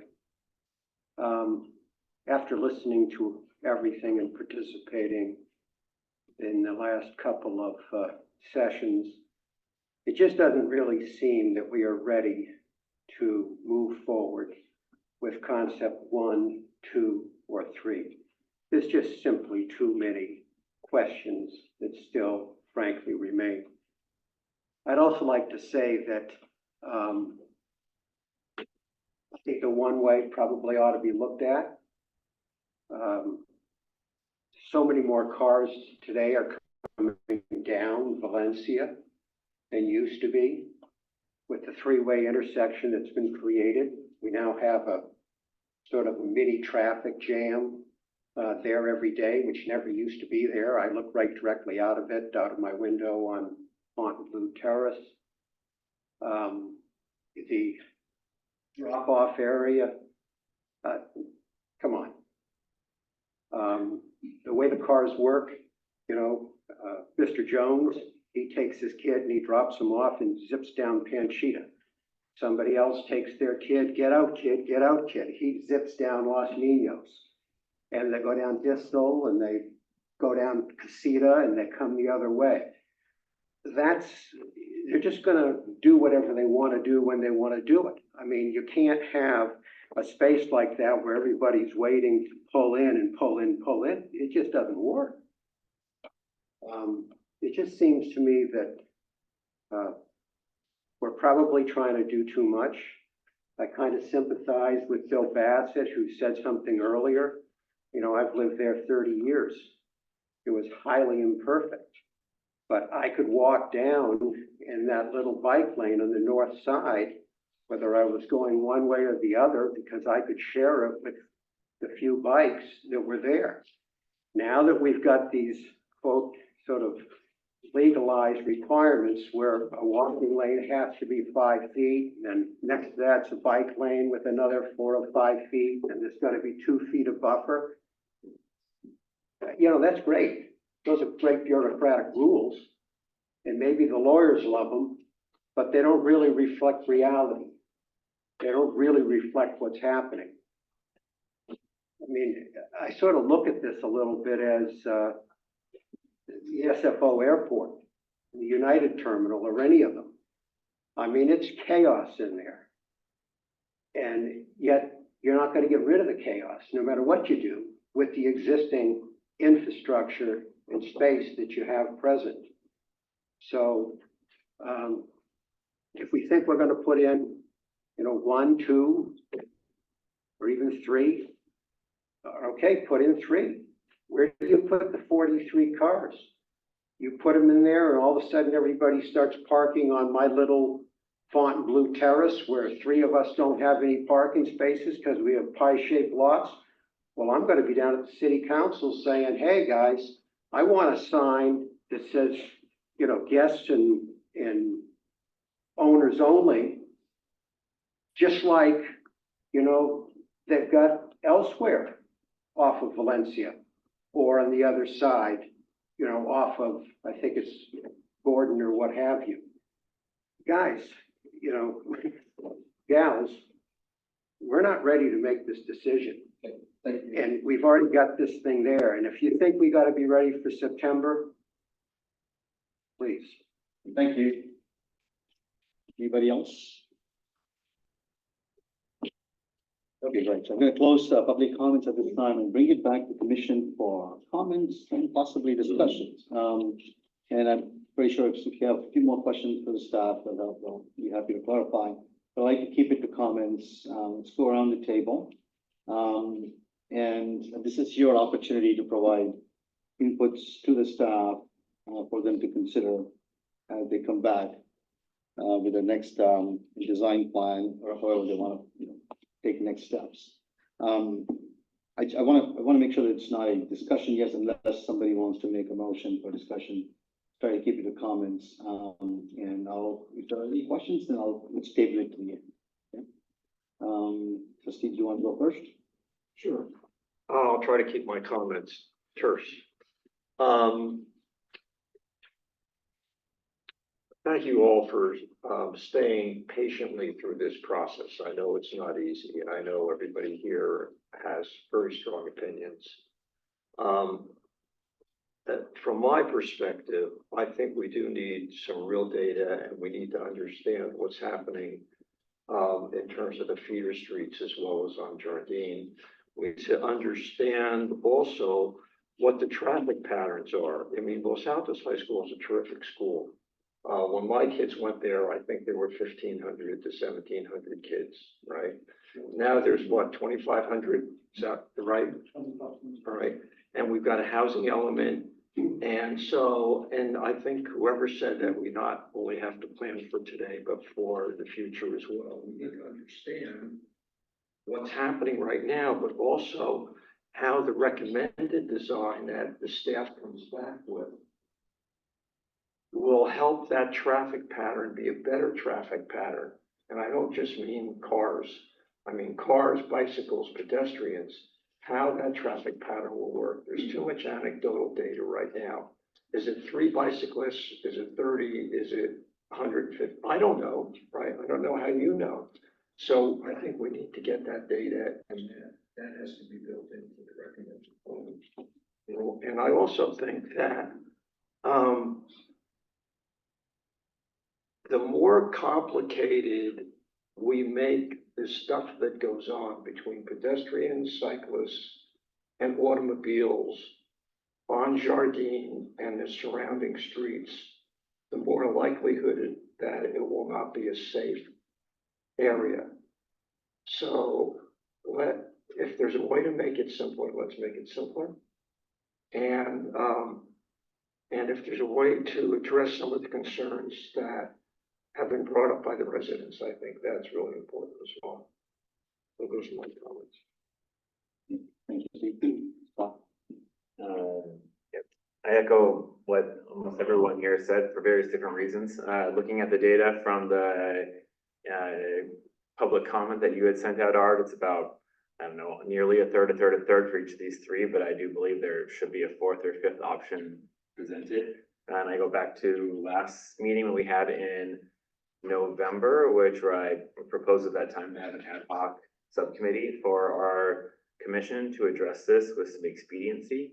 And I feel like at this time we'll lose another month trying to get to a quicker place. So I don't know what that process is or how we decide that as a commission, but I still propose it, and I'd like to recommend that that happens so we can move faster and not wait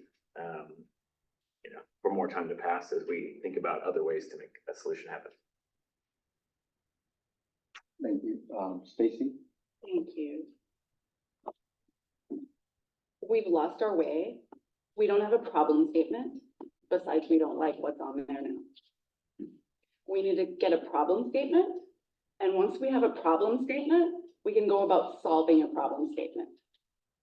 I get the spirit from everyone in this room that they understand that there's gonna be compromises, and I feel that people are willing to make some trade-offs, even if you don't always love everything.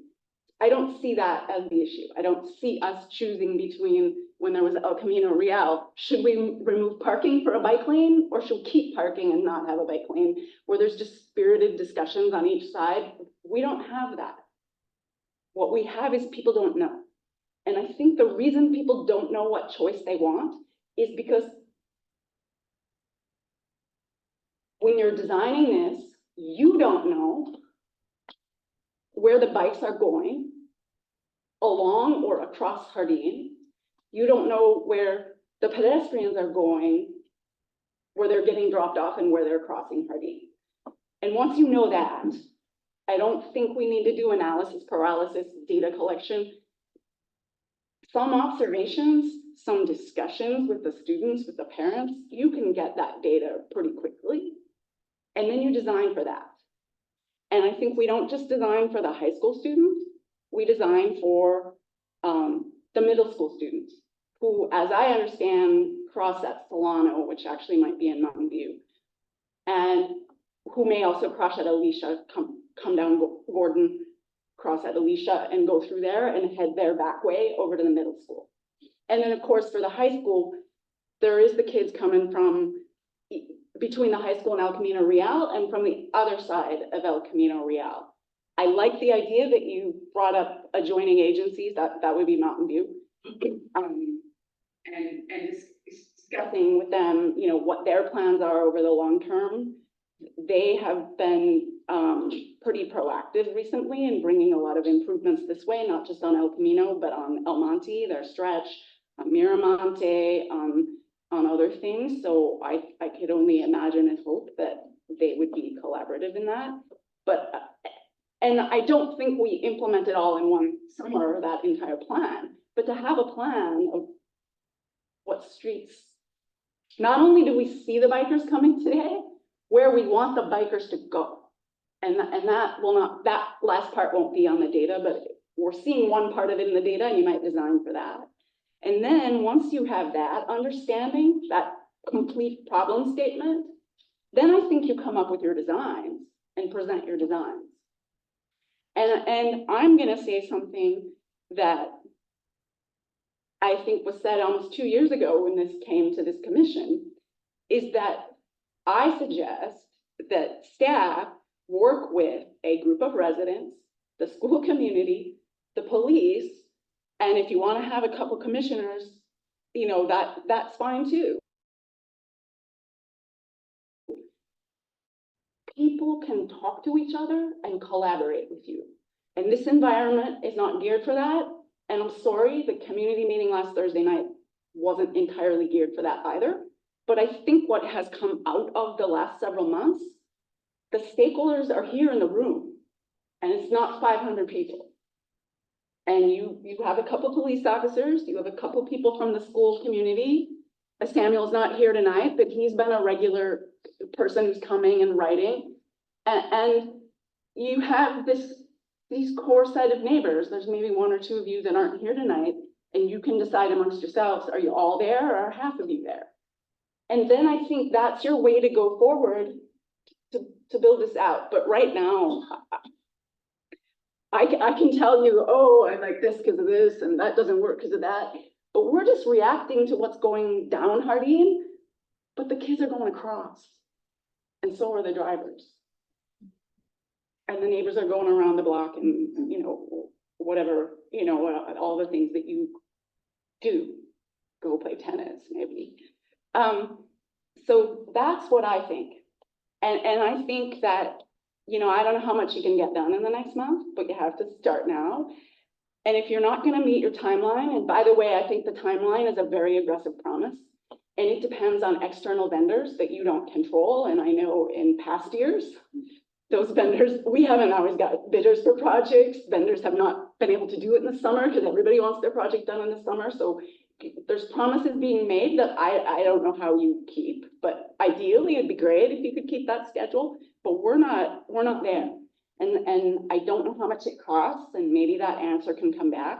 To put it back the way it was, this summer, and then let's find out what we want to do in the long term, because I don't think we're gonna get there in the next month.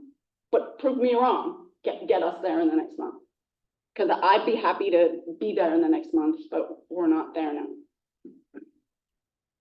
That's what I got. There's all kinds of details I could say, but I don't think they're relevant, because the big picture is really the thing. Okay, thank you, Stacy. Tom? And so, one of the things that you're saying to some of the residents, I'm not sure what the street looked like 10 years ago or 20 years ago, what they were saying, that it was perfectly good. So it'd be great to have something that says like a concept zero of what it was before. Just so I have an idea, or we have an idea of what it was before, and so what all these changes are different from that. Have you guys also, second point, have you guys looked into a parking garage? I'm not sure where you put it, but obviously there's a huge parking problem. Is there like some way to put in a parking structure that could alleviate this? And I think taking parking away from the street is not a good idea, because they're just gonna go off to the side streets.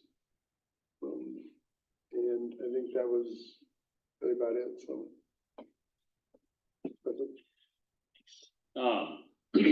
Yeah, I mean, I think in the conversation, with staff and Donia, I agree with a lot of what the other commissioners said. When I sort of look at the first couple concepts, I think those would sort of be some of the easier ones to implement, because you know, to an extent, they have less of an impact, like on the side streets, like you mentioned, concept 3. But I still have concerns that we're sort of introducing, you know, sort of less safety on the south side of the street at areas, which doesn't seem like it moves us forward towards what we're trying to accomplish. So it does feel like, you know, obviously we have challenges making everybody happy in a really constrained space, but I agree with folks in the sense that it doesn't feel to me like we've arrived somewhere that is really advancing us from what we've got today. And I sort of have some sympathy for folks who were here maybe years ago who came up with the existing design, because I can understand why they're sort of competing, you know, sort of issues and constraints that are hard to solve. So I do understand that. And I know that we are working towards, you know, a very tight timeline for the summer, and there's very good reason to try to accomplish this in that time frame. And I agree with Stacy that, you know, I think we are here, like the community is here, to try to do everything we can to meet aggressive timeframes. But I agree with what I've heard from a lot of folks in the community too, that it's important as well to get this right. And we should be trying really hard to do that and understand what it means to get it right. Trying to think if I have anything else that I want to add that's constructive beyond what other folks have said. I think that's pretty much it for the moment. Okay, thank you. Before I make any comments on my side, I just wanted to address, there was a request by Commissioner Pieka and Banerjee about the possibility of forming some sort of a committee. We discussed this in the last meeting, and I just want to check with the staff, maybe give you an opportunity to comment on that before I take a motion to do that. But I don't think we can do that in terms of a subcommittee, because it was not noticed in this meeting. So we'll have to bring it back again if that's the case. But if, go ahead. I have a question. So we certainly can't do that, because City Council has updated our commission handbook that doesn't allow us to do that anymore. But I wonder if staff can send an email out and ask for volunteers to join a group. I can't imagine that. I don't know if that's against the rules. That's why I was asking the staff the opportunity to say, if you want to say anything about it.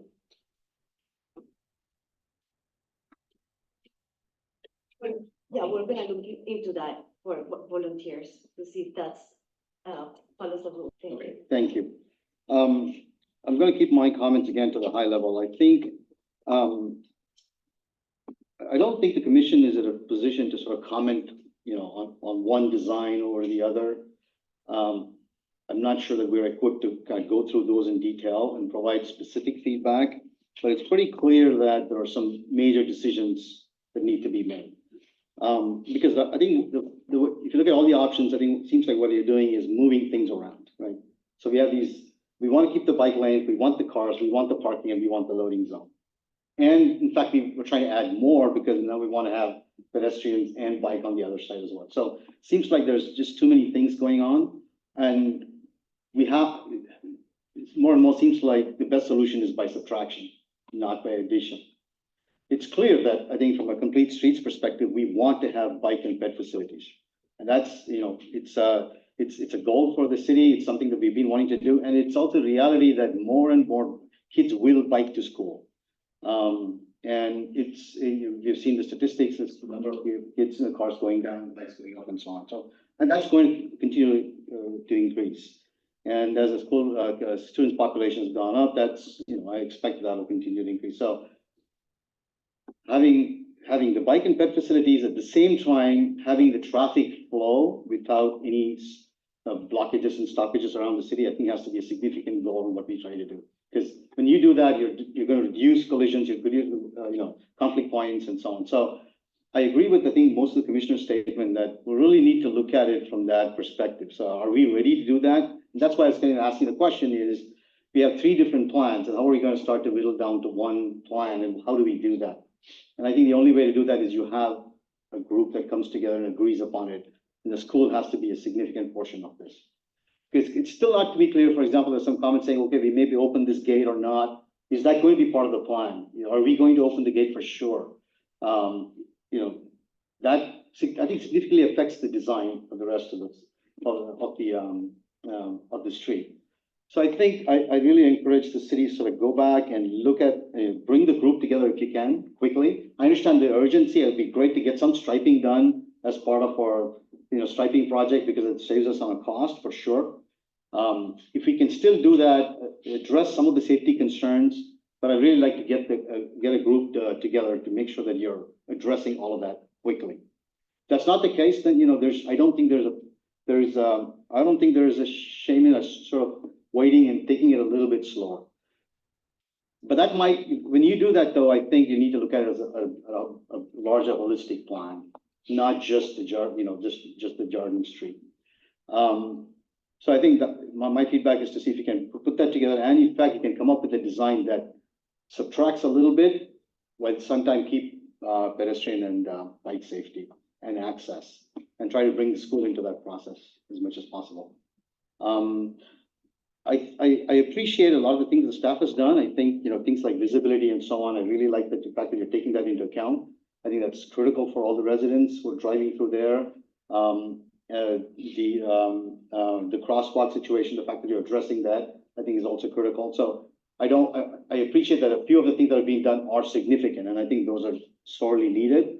But I really recommend to see if you can somehow subtract, work with the school, whether it's parking or loading zones, and think carefully about where you want to put the bike and ped and make sure that the safety is there. For example, just to the plan 2 is just a non-starter, right? You can tell it's just, it's everything looks legal, but it just seems like there's just too many conflict points.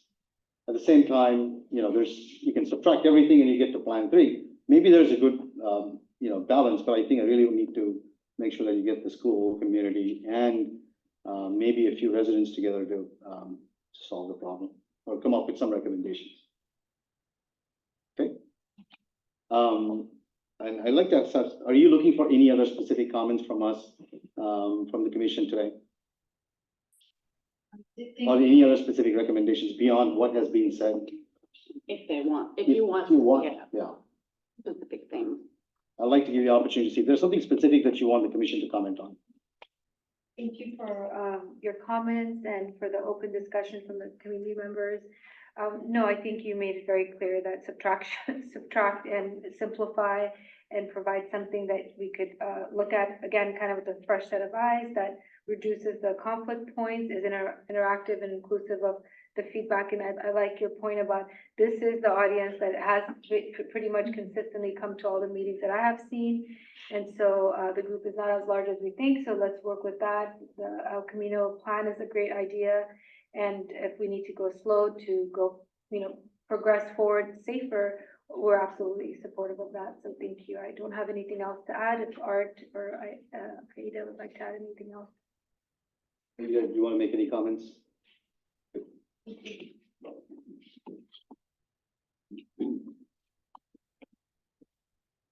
Well, I thank the commission for all the feedback and comments, and we sure want to come up with the option that you would recommend that is safe and not rush into something. And you're aware, like the window of time, but, we'll follow your recommendation. Thank you. Thank you. Anything else from the commission? No? All right, I'm gonna close this agenda item and we're gonna take a 15-minute recess. Thank you. Thank you all for coming. Can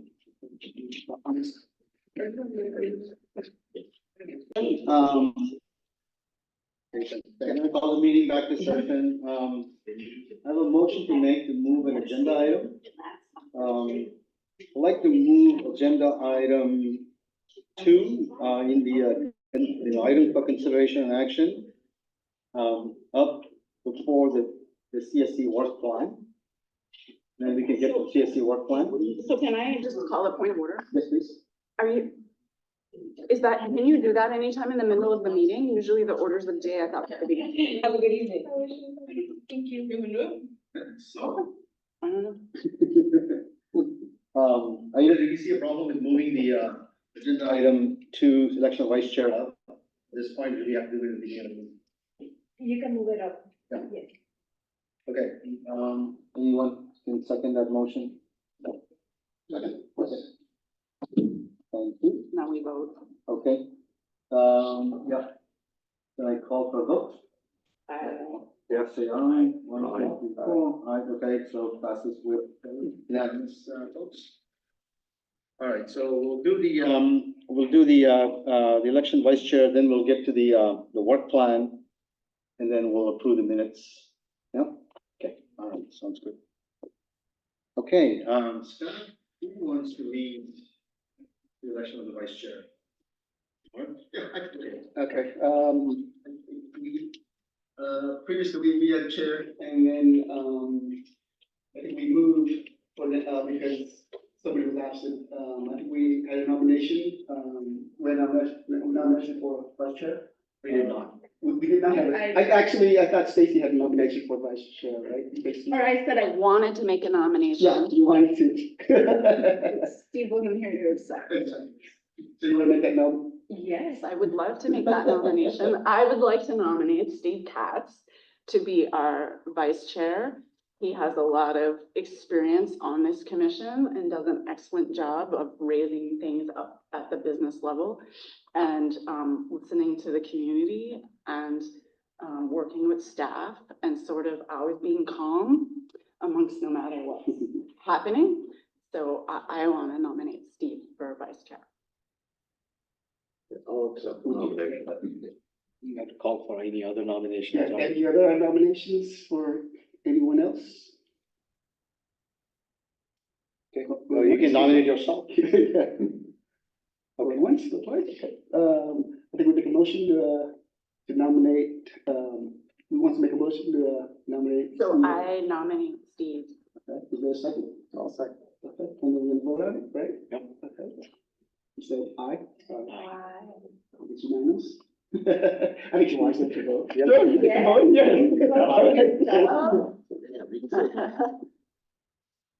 All right, sounds good. So congratulations, Steve. We have, vice chair Steve, okay.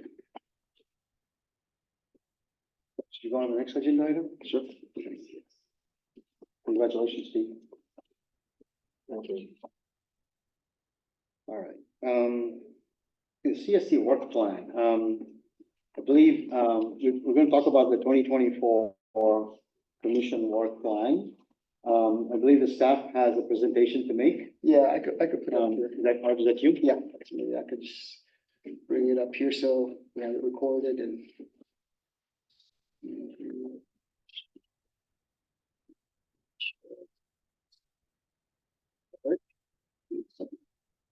Share my screen.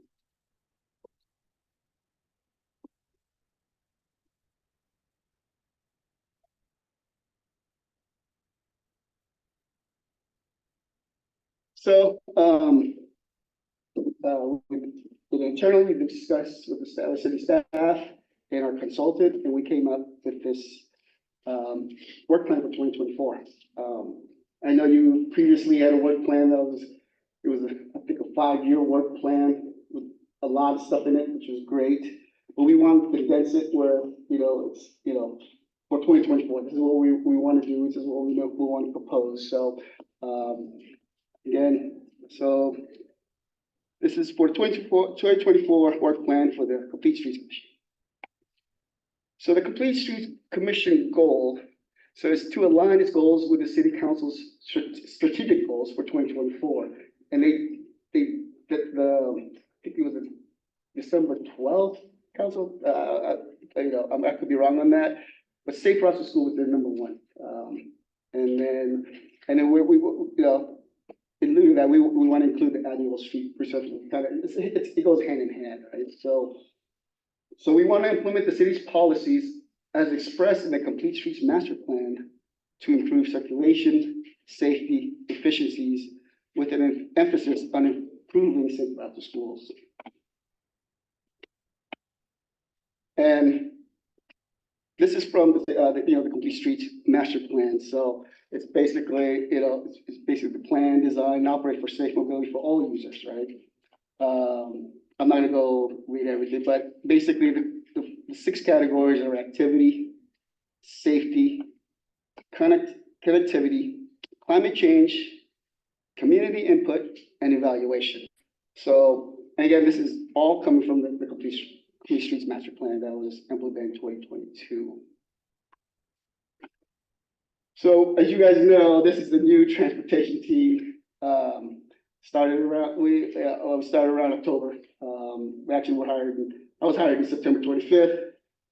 There's some changes. We had a new public works director at the beginning of the fiscal year. The old transportation staff is no longer. So it was kind of around October when we started taking over the transportation division and going through all the backlogs and stuff like that. So we kind of just, so it's basically October to December is what the transportation team in the city of Los Altos, this is kind of what they've done so far. Well, so first thing was the reorganization of the department and division. Aida took over the transportation division. It was reorged. She was the environmental, right, services director, and then it was moved to the public works, and she became in July when she became the public works director. So it's definitely a new team, and then we came along around in October, this new team. So, and then we got our consultant Danya. I think it was late October. Is that right? Yeah. So late October we got Danya involved to be part of this team. So basically, here's just a few things that we've done. The number one thing was a reorganization of the department division, ward on-call contract for transport engineering services, which is Danya. We got 3 new hires, which is Iqbal, Haroon, and I. The big thing again is Jordan, which we've been talking about for the past couple of months. So we evaluated that with, and then, as you know, the community wanted wanted stuff done. They wanted plans. They wanted something. So we actually, we came up with 3 concept plans, and for review, to be set, to be reviewed and sent to the Complete Streets Commission, and that we promised that. So that's what we did. With review from the Santa Clara Fire Department, which we need to get involved with the police department. Everybody did review all these plans. So, there's a few things. There's a lot of backlog when we came along. So we're still continuing with the backlog. As you know, I don't know if you guys were aware of Loucks. There was a knockdown on one of the crosswalks, and that was changed to this newer RFB, which is working great. We got plenty of comments from the community that it's much improved and it's a better system. Also, Yeah, so we've also evaluated all the crosswalks, all the impavement, the old impavement crosswalks, those things are, basically, we're gonna eliminate those and hopefully, especially with San Antonio, there's gonna be the San Antonio project, we're gonna upgrade all those crosswalks to these new, these RRFPs, so, What does RRFB stand for? Rectangle rapid flashing beacon. yes. The rectangular flashes, because what we have now in San Antonio is basically the signs with just, the lights, so, but these ones are much better. So if you ever use, Loups is the newest one, Loups in San Antonio, the newest system there, so. Well, they had one before, and then they were switching over to newer, better ones, right? So there's, actually, this is the third one, I think the other two is in, correct me, Arun, there's, the other two is at the, university and, Eden and, University. yeah, so that, Let's hold off on questions until. oh, yeah. But there is three now that we have around the city, so, these RFBs. I'm sorry, let's see where we at here. And then, yeah, we've been responding, to any concerns by residents. We're really, that's the one thing we try to do is when a concern comes in, we try to call them back, make sure that they're aware of it and they're aware that we are working on it. So it's not just being pushed to the side. So that's one thing our team is doing and, from the city side. So we are responding to every comments out there in every way that, we did receive their emails and concerns, and we're trying to work on those. So, see here. Yeah, we've been meeting with some schools. We met with, working with Los Altos High School, if regarding Jordan. The next thing is we'll probably we'll be working with Montclair Elementary School. Is another.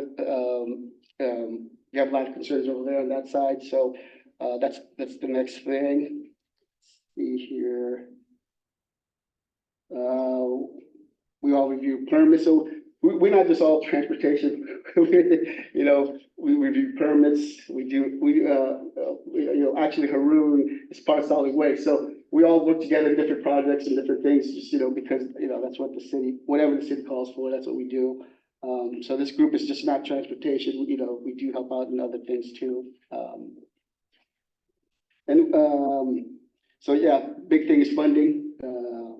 I'm still new at this, so I'm learning about getting funds for all these projects and stuff like that. So I'm kind of in the still in the working phase and learning phase of all this stuff. So and then last thing is this work plan. We're working with our consultant regarding this work plan. I know you had the 5-year work plan where there's a lot of stuff in it, but we want to condense it where it's just as simple that everybody could understand. And it's it's a goal that we can do this year,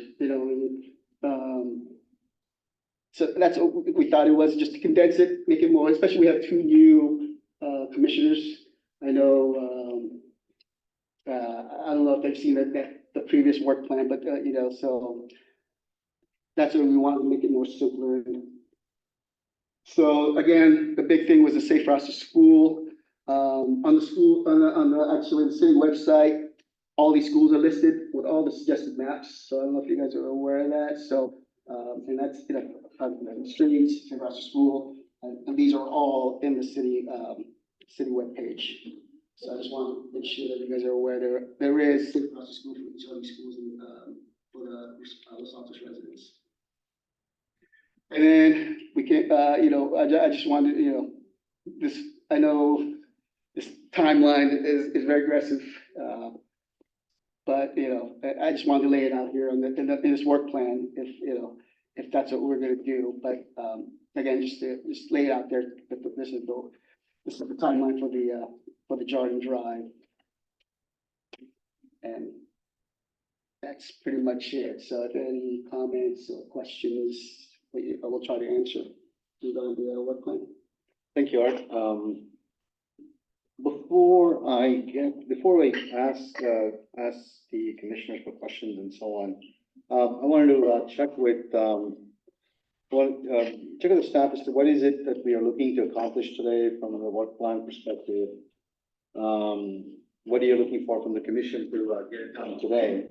And this is in lieu of possibly presenting a work plan to the city council on the 27th. So that's one. Second is, will there be an opportunity for us to create a work plan and a calendar that goes with it as well, something that we've done in the past for the rest of the year? So there's, yeah, Yeah. go ahead. So for the joint meeting for council, this is a high level format that it's good for that meeting. For calendars, throughout the year, Art will bring back, calendars associated with project that gets into more depth. But for council, meeting needs to be high level, so the chair, you will be presenting this to council. But let us know tonight if you have any modifications to this initial draft, please. So we will not have an opportunity to kind of make a more detailed work plan before we go in front of the commission, sorry, in front of the city council. Yeah, I wouldn't advise having more detail, with dates, but in the next future meetings for working purposes and keeping on track on those dates, Art can bring at each meeting or every other meeting, however you would like, a more detail. But for council purposes, it's high level like this. All right, thank you. I'm going to go around with questions first, and then we'll go back to some comments and discussions as well. So go ahead, Steve.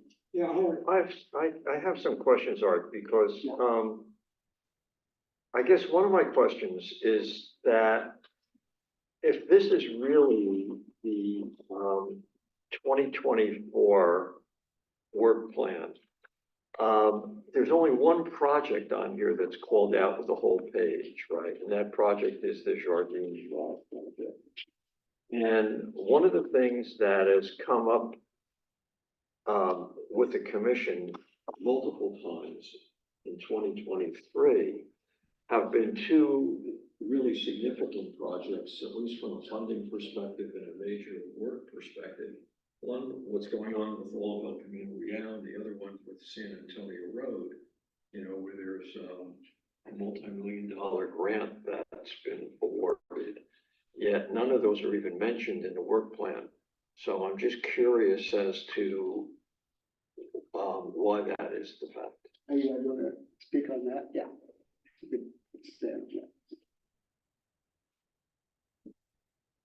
So the new transportation division will be taking the RFP. We couldn't advertise it yet. It will be the opening to advertise it, the window from the BTA will be in the fall, correct? We received some information. Yeah. And then as soon as that, there's a survey that needs to be filled out, and then Art. This is for the San Antonio. For the San Antonio project, yeah.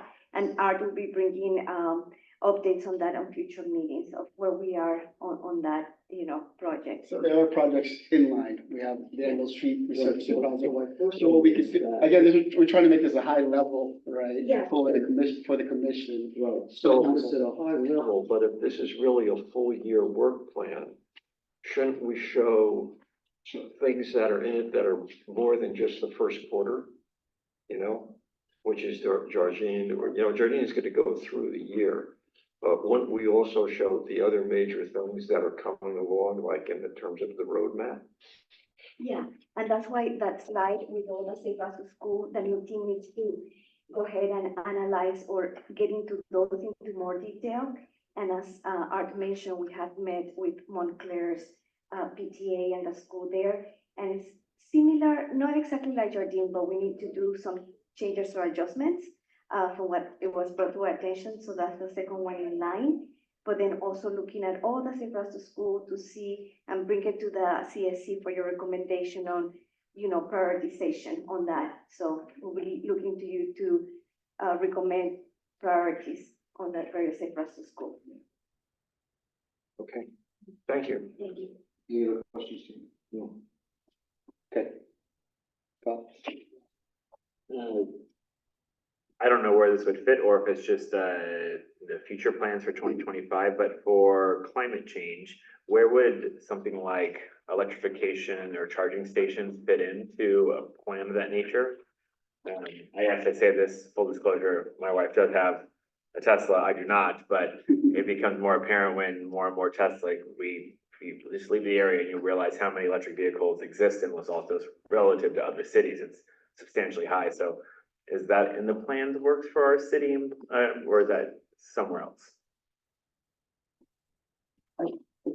I think we brought that up at the environmental. Yeah. Environmental plan, okay. I think that was one of the. It's under DSD and then Yeah. there is a provision. Yeah, the environmental commission. Okay. No, I just wanted, yeah, they did bring that up also. Does you want to go more? First or Is this last? questions only or comments too? The questions on. I don't have any questions. Okay, good, all right. Any, and I see there's nobody here in the room, but any, public comment, anybody wants to put public online, anybody? No, nothing else, anything else? Okay, good, all right, so no public comments, come back to discussions and comments. Stacy, do you want to go first? I would be happy to go first. So I am glad we have a new transportation team. And I hope this team will be with us a long time. And we know, Ida, you have been with the city a long time. And if you have the good example, then I look forward to working with this team. And I always appreciate that you're all present, you're all engaged, and you're all smiling and you're happy to see us, no matter what's going on. So that I really look forward to. And I know that you're just taking this on and inheriting a lot of things right now. So you're probably just trying to understand, what are we going to do? What's the priority? And that needs to be laid out yet. And I respect that. I appreciate that. I get that. With that said, I think this presentation, if we're going to the city council, is mistitled. This isn't the Complete Streets Commission 2024 work plan. This is an update from the Transportation Division to City Council. I don't see this as a work plan.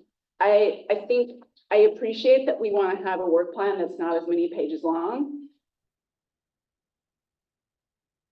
But at a minimum, I do think we need the one pager that says, here's our target topics for January, February, here's our target topics for March, April. Basically, you've done a great job with the schedule for Hardin. It may not stick, but with other projects, when we start from the beginning, we should be able to stick with the schedule if we design the community input right. And so what we need is probably, I don't know if it's 6 of these, 8 of these, 12 of these at the same, that are different schedules over time, and put them against the calendar, and then we need to put those down, A. B, I think these meetings in the past have been a meeting for the commission to have a conversation with the council. And I assume that, Chair, that that's still the intention. Because we get very limited time with the council. We only meet with them once a year. We didn't have our meeting with them last year. And our time slot is maybe 30 minutes long. So I think it was always the time where the commission raised our issues to the council and asked our questions. Now, what was nice to go along with that is to just have something in writing to say, this is what we're gonna do this year. I think with the absence of that, you're starting to hear my fellow commissioners ask you questions. You're gonna get asked some of the same questions by council. And there are many other questions the council's gonna ask you about traffic calming, AB 43, are you doing anything about that? Crossing guards. Hey, like a year ago, we gave you direction by the end of last year to come back with things for development, things like what happened to that, et cetera, et cetera, et cetera. And we're just not gonna, I feel, Chair, that the commission is not gonna get our time with the council. That's my concern. Okay, thank you, Stacy. Steve, go ahead. Yeah, I think my comments would dovetail into what Stacy talked about, because I agree with her. I also think that if it's really a work plan, that there has to be perhaps another page behind the goals page that talks about what are some of the things that we're doing on an ongoing process during a year to achieve some of these goals?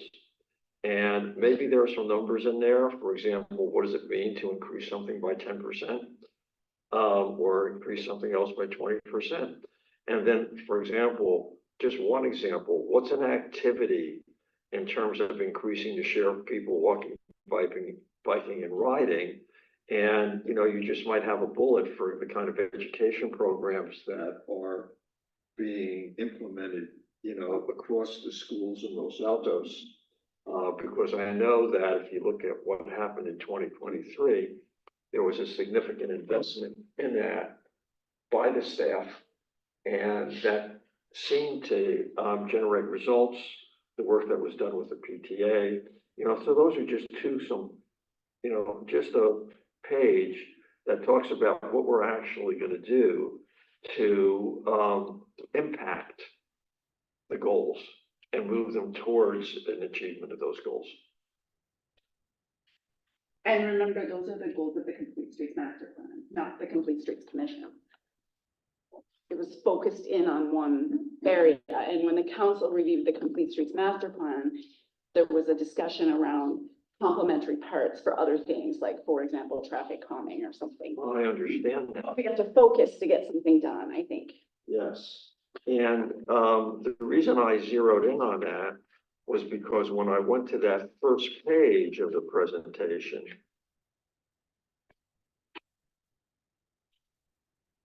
there we go. It says, the Complete Streets Commission goal is to align its goals with the City Council strategic goals for 2024, which is safe routes to school, annual street resurfacing, and then to implement the city's policy that's expressed in the Complete Streets Master Plan. So if those are the goals of the Complete Streets Master Plan, and our charter is to align our goals with that plan, then somehow those goals have to be our goals as well. It would seem to me. Yes, I think you're right. And I think what I would say, Chair, then if there's anything that's going on the wayside because of that, like, we should tell council that, like, hey, these are your goals, but this is what gets dropped because of that. Or deprioritize because the transportation team can't do everything this year. I think we should provide those inputs in this meeting so we can get those noted down, Stacy. So if you have specific things that we should note, let's do that during this meeting. Scott, go ahead. No comments. Okay. Tom. So kind of piggyback what they said was, for like an example here for the activity, you talk about increasing people walking, biking, and so forth by 10% and 20% in the next years. The plan should also talk about how to verify that. I mean, what's your baseline? How do you know that's your baseline? And then how do you verify that? How are you going to do that? Because, you know, otherwise it's just one person's guess or something like that. You need to have an idea of how you're going to verify those. You know, anytime you have sets of numbers. Okay. Have any additional comments for that? Thank you. So my confusion is a little bit kind of similar to what some of the other comments have been made at the meeting is how do we delineate, you know, just a list of projects versus a plan towards making progress towards certain things in the Complete Street Commission. Then we have some other plans, you know, the traffic calming plan and potentially a few other items that have sort of been in our, like a 5-year strategic plan we've had in the past. The idea behind the 5-year strategic plan, or the 5-year sort of a longer plan, was to have a parking place where we have a sense of where we are making progress, which ones do we pull out of that to do this year, which makes sense this coming year, and then at the same time recognize why we have not done certain things in the past. And I think that I'm worried that maybe we're not keeping that continuity. And how do we communicate that to the city council we could do that individually as commissioners, provide input, but I think it'll be good to do that as a commission. I'm not sure we have a forum now to kind of compile that. That's kind of the question I was asking is, how do we do that? How do we make that compilation possible? The only alternative is to sort of say, okay, we have a high level plan. But then the individual commissioners have to make some additional comments during the council meeting, or you may get the same questions from the council as well as to, what we're going to do about it. And then maybe we can come back and incorporate it into a calendar. But I think we're still there in that process of sort of cycling through this. So I don't think we have a specific presentation to make at the city council saying that this is our work plan. I think this is sort of, we can recognize what is in the document that Art has put together in terms of Jardin is a significant project that's coming up. And then we're going to make progress towards certain safe routes to school elements, right? So those I think are pretty concrete and I think they're great. But things that we will not be addressing then, and I think we'll have to say that because we've done in the past, or things like what are we going to do about EV 43? What are we going to do about the traffic calming plans? Are we going to, visit just a parking plan for the city? So those are three major things that I can think of the top of my head that have been brought up in the past commission meetings. So we'll have to find a way to put that into the presentation, but as a commission, we have to find a way to kind of compile that. Ideally, we would like to form a subcommittee, put that together, and then go to the commission, to the city council afterwards. But given that we have to get to the February 27th, we're trying to figure out maybe if you have some ideas how we can make that happen. Do you have any ideas? Yeah.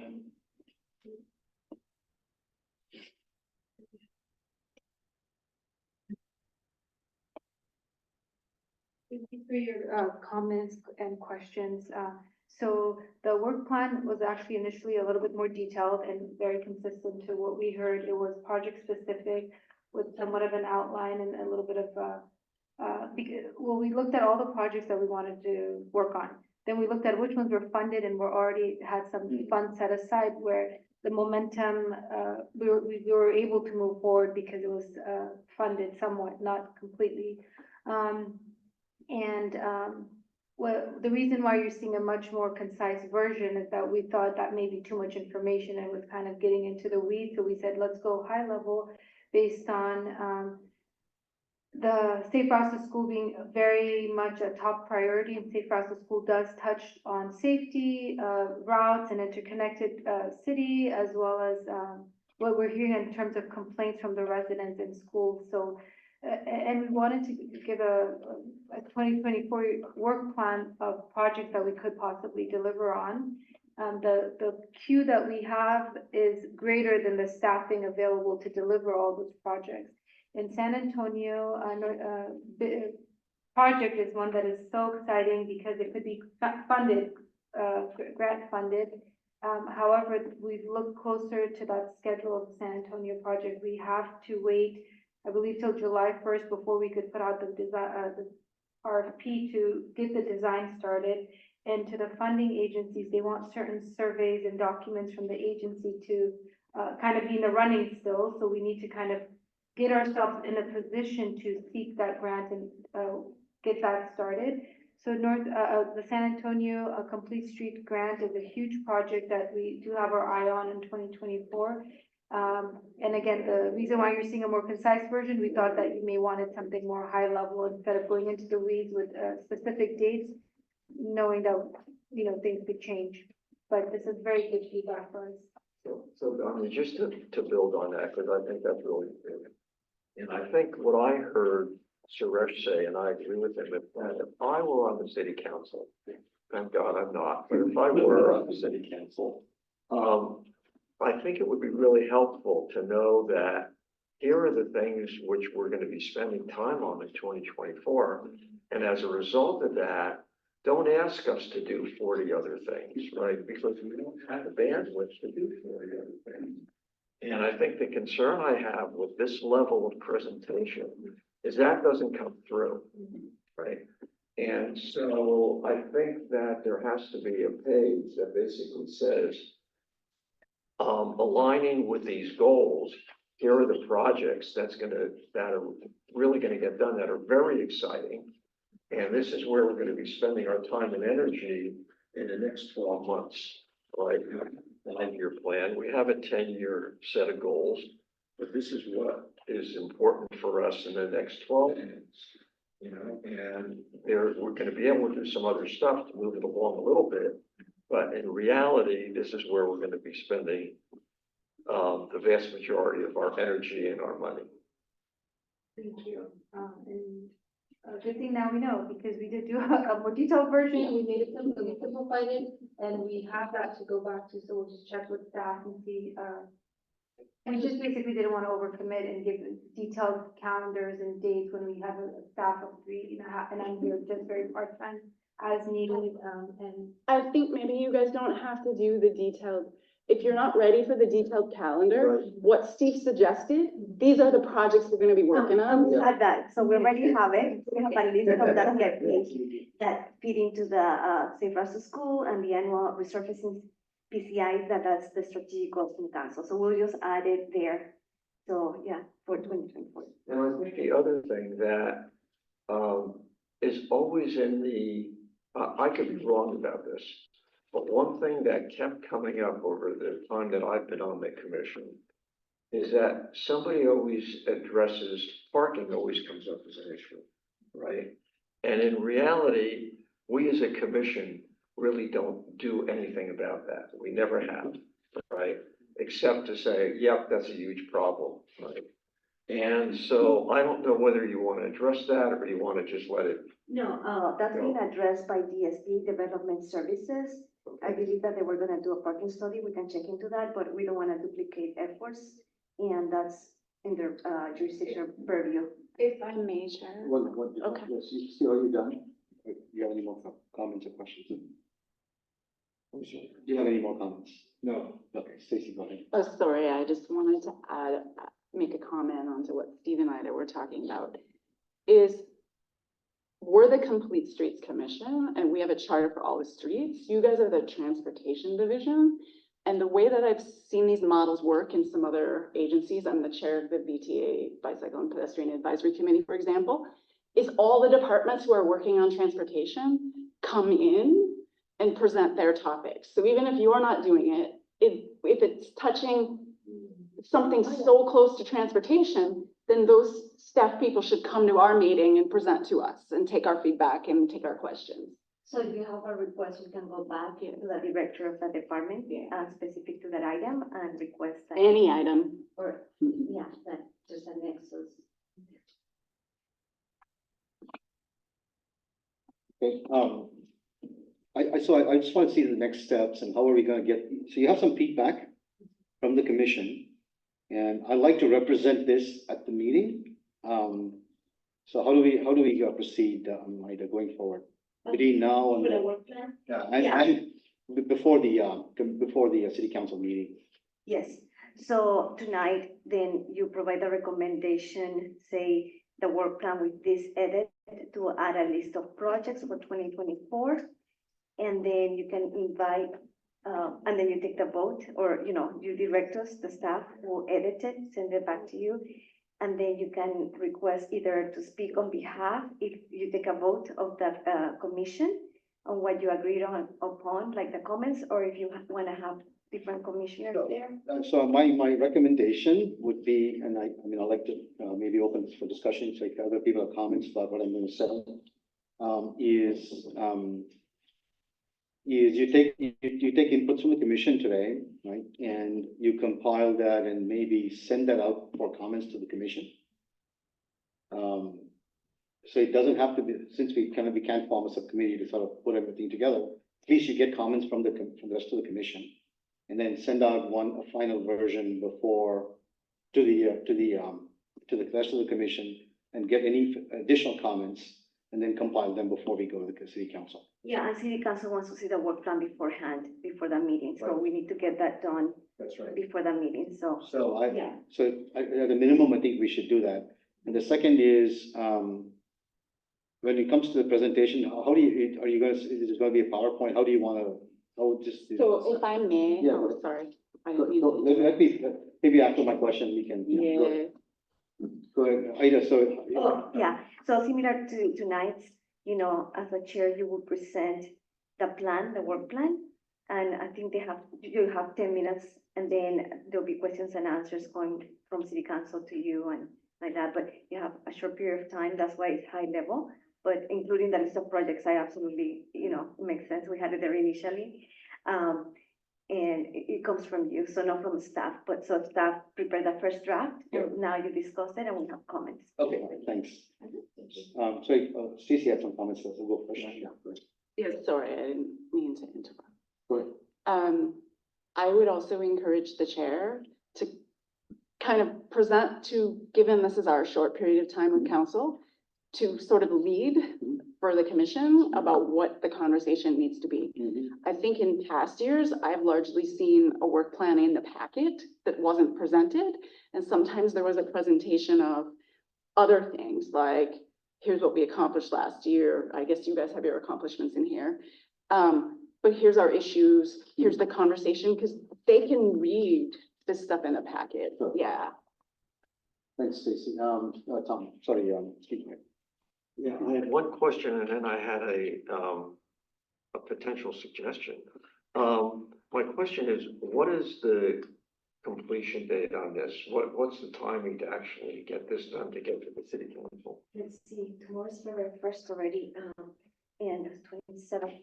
The packets will be at 10 days, yeah, before, so then we're looking at mid-February. Yeah, mid-February. Yeah, mid-February to get it.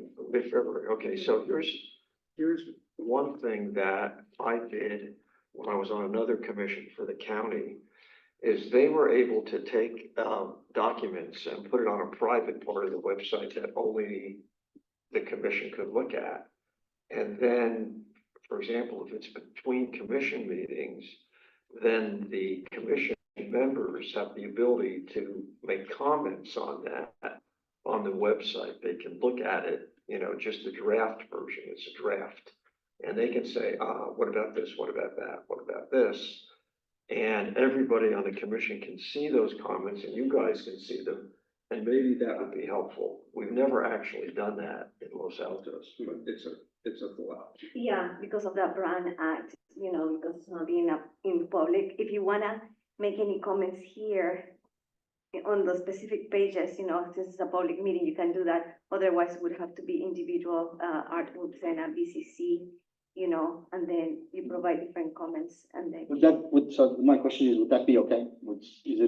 I would like to recommend that you take comments today, and then you said you will include the details in some of the projects in a work plan. And if you could I'd like to send that out and have comments on that, but then you finalize that with me, and then we can present it to the. Yeah, so Art could do that. Do we need a vote a motion and a vote for me to speak on behalf of the commission? No. We do. I think as a chair, do I still need it? If you're speaking on behalf of the commission, you just have to make sure everybody is agreeing with your comments. But this is a joint meeting. This is a joint meeting, so you can speak. And in fact, all the commissioners can speak, Exactly. which is, so I don't think, that's the question I had. I don't think we need a vote on. Okay, all right. So I would like, sorry, go ahead. So can I also ask some question? Yeah, sure. I just wanted to make sure that when we give you a revised work plan that is effective to what I'm hearing here. Not only do you want a better list of projects, a high level timeline, maybe not. And I heard that you would like other departments in the city that may be doing anything in the transportation space to add to that list, because in fact, maybe we are doing more. And you just wanted to know about that? No, that is kept separately. If they are requesting a presentation on one of the meetings on that specific item, they will bring that item, but it's not part of that. There's commissions because then they have planning and, yeah. So it'll be specific to the public works projects, and the transportation. Can you be specific about maybe which ones, or Stacey, you mentioned something, so is there something specific? I think just parking came up and we just mentioned that parking is being discussed through another section of the city. Yeah, parking came up, the electric vehicle charging came up. I don't know how much we need to get in that. No, I don't think so. I mean, since the commissioners will have the opportunity, I think I encourage everyone of us to attend the meeting. And you'll have the opportunity to speak up, and so you can make your, Streetscape was Yeah, another one that's that right. I don't know. It was like, used to be in development, then it came to transportation. I don't know where it is now. Yeah. It, so I think, I think the takeaway from the meeting today is the commissioners would like to see a little bit more detailed plan than maybe to present at to the council.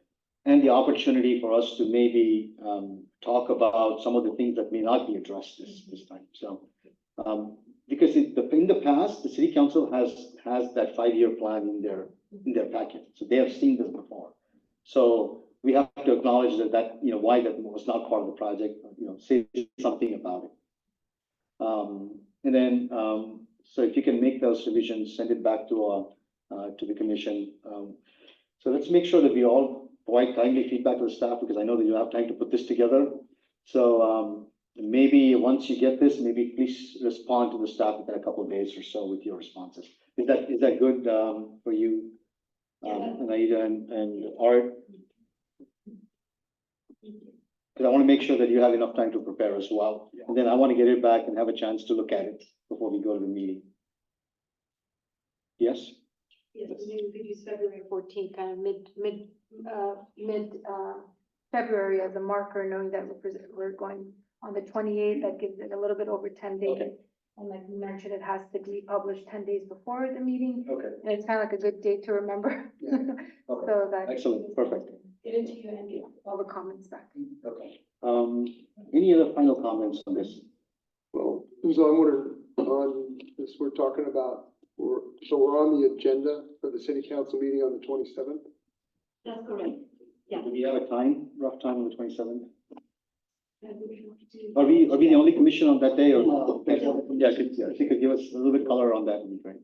There are more, so there are two groups, one going the first meeting in February, and a second group in the second meeting, and then CSC is part of the second group. Second group. Uh-huh. So that would be roughly, do you know what time would that be?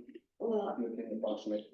so it starts at 7, I have to see where in the agenda. So 30 minutes per group. So 10 minutes for presentation, and then 20 minutes for the discussion. Yeah, roughly. So are you actually saying first group is gonna be part of the city council meeting on the 13th?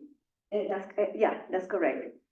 So some of the groups are the 13th and we're on the 27th. 27, so there's only 2 joint meetings, and then they divided the number of commissions, split it into 2. So we should look for the city council agenda, what our order would be. Yeah. Okay. Yeah, sure. Hopefully we're the first. Exactly. Okay, great. Do you need any other feedback from us today? No, thank you. Okay, thanks. All right, so that's, let's move on to the next item on the agenda, which is, this meeting minutes from the last 2 meetings. Any comments on the last 2 meetings? Let's go one at a time. October 30, 2023, meeting. Any comments on that meeting minutes? October? You don't have. August. Yeah, August. okay, August. Sorry, August 3rd, yeah. No, good. No, okay. Anybody wants to make a motion to approve the meeting minutes? So I'll make a motion to approve it. Okay, any second? Second. You're, okay. All right, any objections? So that's passed. Oh, we have to vote. Yeah, well, I asked for objections.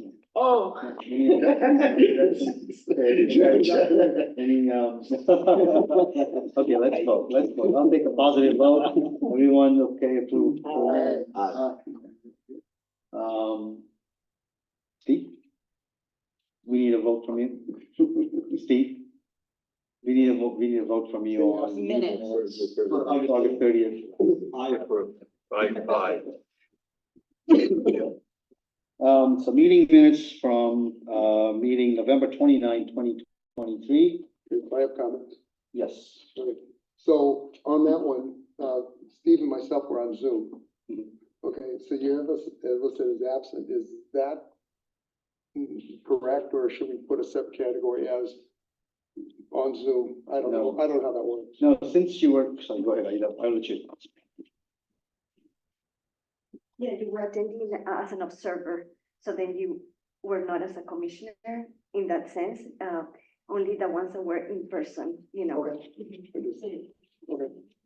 You want to say anything about that Zoom, Aida, this time would be Well- good? That is, if you want to be present remote, there is an option, but what is the restriction? Well, my other point was on that was that we should say something about the video sound was not very good, Okay, because I didn't see that in the minutes at all, and I think that should be included, because it was, Steve and I couldn't really even listen or participate. I think that's a good idea, generally to acknowledge that, you know, there might have been an audio issue, with the audio, so this is just a note for future meetings. Okay, any, other objections or comments on the meeting minutes? Okay, can I get a motion? To approve the meeting minutes? With the edit of the audio issue. With the edits to the audio. Approve the minutes for, the November 29. 29th meeting. Can we actually make even though we weren't there? Okay. With the amendment, right? With the audio issue, right? Anybody second that? Second. Who did the motion? Motion by Steve and second by Wes, yeah. Okay, all right, so everybody, say aye. Okay, that's approved. Okay, next on the agenda, commissioners' reports or general comments. We'll go one at a time, see any additional reports or comments. I don't have any reports. I would just like to say that, I think this has been a really good meeting to kick off 2024. And it's, a pleasure working with the new staff, for me personally. And I think that we can accomplish a lot this year with this new team, and it's very exciting. Thank you for that feedback. Thank you, I Thank appreciate you. it. Thank you, Steve. Got it. And one more thing, and I'd like to welcome the two new members to the team. So, you'll be a great addition, so. Here we go. A great team that we're gonna be riding on the shoulders of. Yeah. I have a follow-up comment with the request, I guess, for clarification or somewhere I could look for resources from last meeting. So I asked about the responsibility of the sidewalks, if you will, when there is not a sidewalk between the pavement and the homeowner's property line. I guess I see a lot of people walking in our neighborhood, and that's awesome. The issue that is present right now is there is a lot of areas, and I don't know what that's actually called, dirt in front of people's homes, where there's big dips and there is like huge potholes. I watched a dog fall into one yesterday. It was a dog, but it could have been a person. And they've has been flooded since the rain started over 3 weeks ago. And so I'm like, okay, it's a long-term problem. And I'm like, well, if this was the sidewalk, would the city be responsible for fixing the sidewalk if there was a pothole crack or an issue for something else? And I think the answer is yes. Does this fall into our jurisdiction to like ask these questions and find the answers to them? Because I see this and I'm like, it's a street, and then we want people to be safe walking and be able to walk in a place where there's no confinement, so. Okay, I'll take that as a comment. We can get into the discussion on that. Aida, if you want to respond to him separately, that would be great, or, you know, or if you want to say anything at all, that's fine too, but it's up to you. Yeah, it's not in the agenda, so let's not get into this much. Stacy, you have anything? Reports and comments. Yeah, not too much. From the VTA BPAC, and just to let everyone know, I was reelected to be the chair of the VTA BPAC again for 2024. Thank you very much. So we'll try to keep things moving forward down there, which hopefully will help here too. I was in Mountain View. They're apparently considering self-piloted, I don't know what you call them, autonomous delivery carts to run in the bike lanes. And that proposal is going to their BPAC. So their economic development directors proposed it, so, or economic development group proposed it. And I was invited, I think as my role as BTA, but there were also commissioner from Santa Clara and I think Cupertino invited. They're doing a study for a transportation corridor on Stevens Creek Boulevard from around 85 down past Lawrence and 280. So and bicycles, so I was invited on a bike ride where we stopped like 6 times and talked about what we saw and did. We'll see how fast they get something done over there, but particularly for the people who bike long distances or who live in the south, this is a key. And you were bicycling along. No, sorry, Stevens Creek Boulevard. Yeah, Stevens Creek Boulevard. And a lot of the Homestead High School kids will go over there to frequent the businesses and stuff, so it's kind of a concern over there. Do you have any resources you can share with the commission with that? Yeah, they're probably doing some public and community inputs. I have to get that to you. Also on the autonomous delivery thing. Oh. That one you're Get another lady. You can look at Something to tell myself. Maybe I'm just gonna write a note to tell myself to do these 2 things. Okay, I think that's the big update I have, yeah. Any updates, comments? Nice. Nothing else. Okay, I don't have any updates and comments either. I just want to say, this is going to be a rough road, a difficult year, and we're here to support the staff. It's a good project that we're working on, important project, but I think what comes out of this also has long-term impact for us. I'm talking about the Jordan project, so I look forward to us getting it done and a good outcome. So, but anyways, good work so far. I think we made good progress, so thank you for that. Having said that, I think I'm going to take one final poll on if anybody wants to think about a future agenda item for this commission for this coming year. So sorry, I forgot to update on something and this is relevant to future agenda. So there's a bike month working group and that's hosted by the city. Andreon does it. And I think I've sat on there for a year or 2. Yeah, and I'm kind of missing the meetings and stuff and does somebody else want to go do that this year? You know, we can take volunteers for it. I think the next meeting is in 2 weeks. The idea behind that is we have a whole month. You want to do a brief description? Yeah, so I think they just say May is Bike Month. It's a national thing by the bicycle groups, and locally the Silicon Valley Bicycle Coalition kind of leads the planning countywide and maybe some support from the county.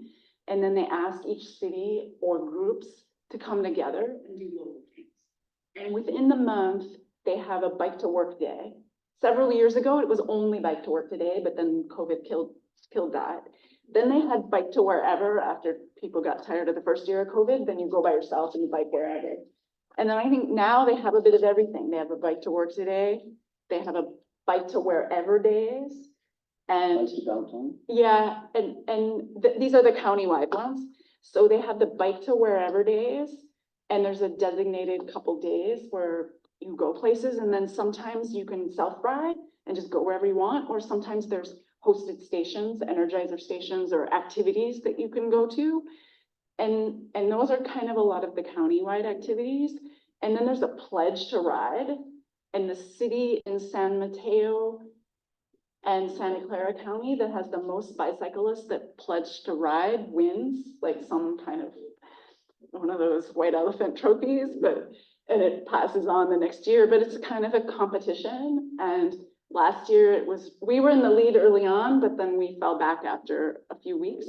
But the race was really between Menlo Park and Gilroy. So Gilroy won.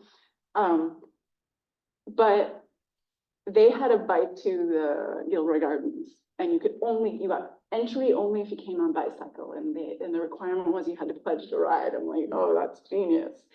But we had a bike to downtown event where people biked to downtown, and then there was a bike ballet that Greentown hosted, and you could get free parking, and then some restaurants had discounts if you biked, and just kind of other activities.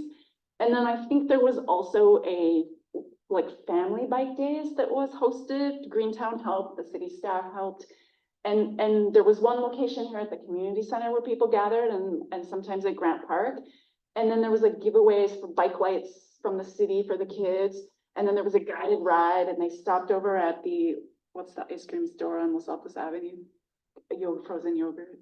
Sweet shop. Yeah, the sweet shop.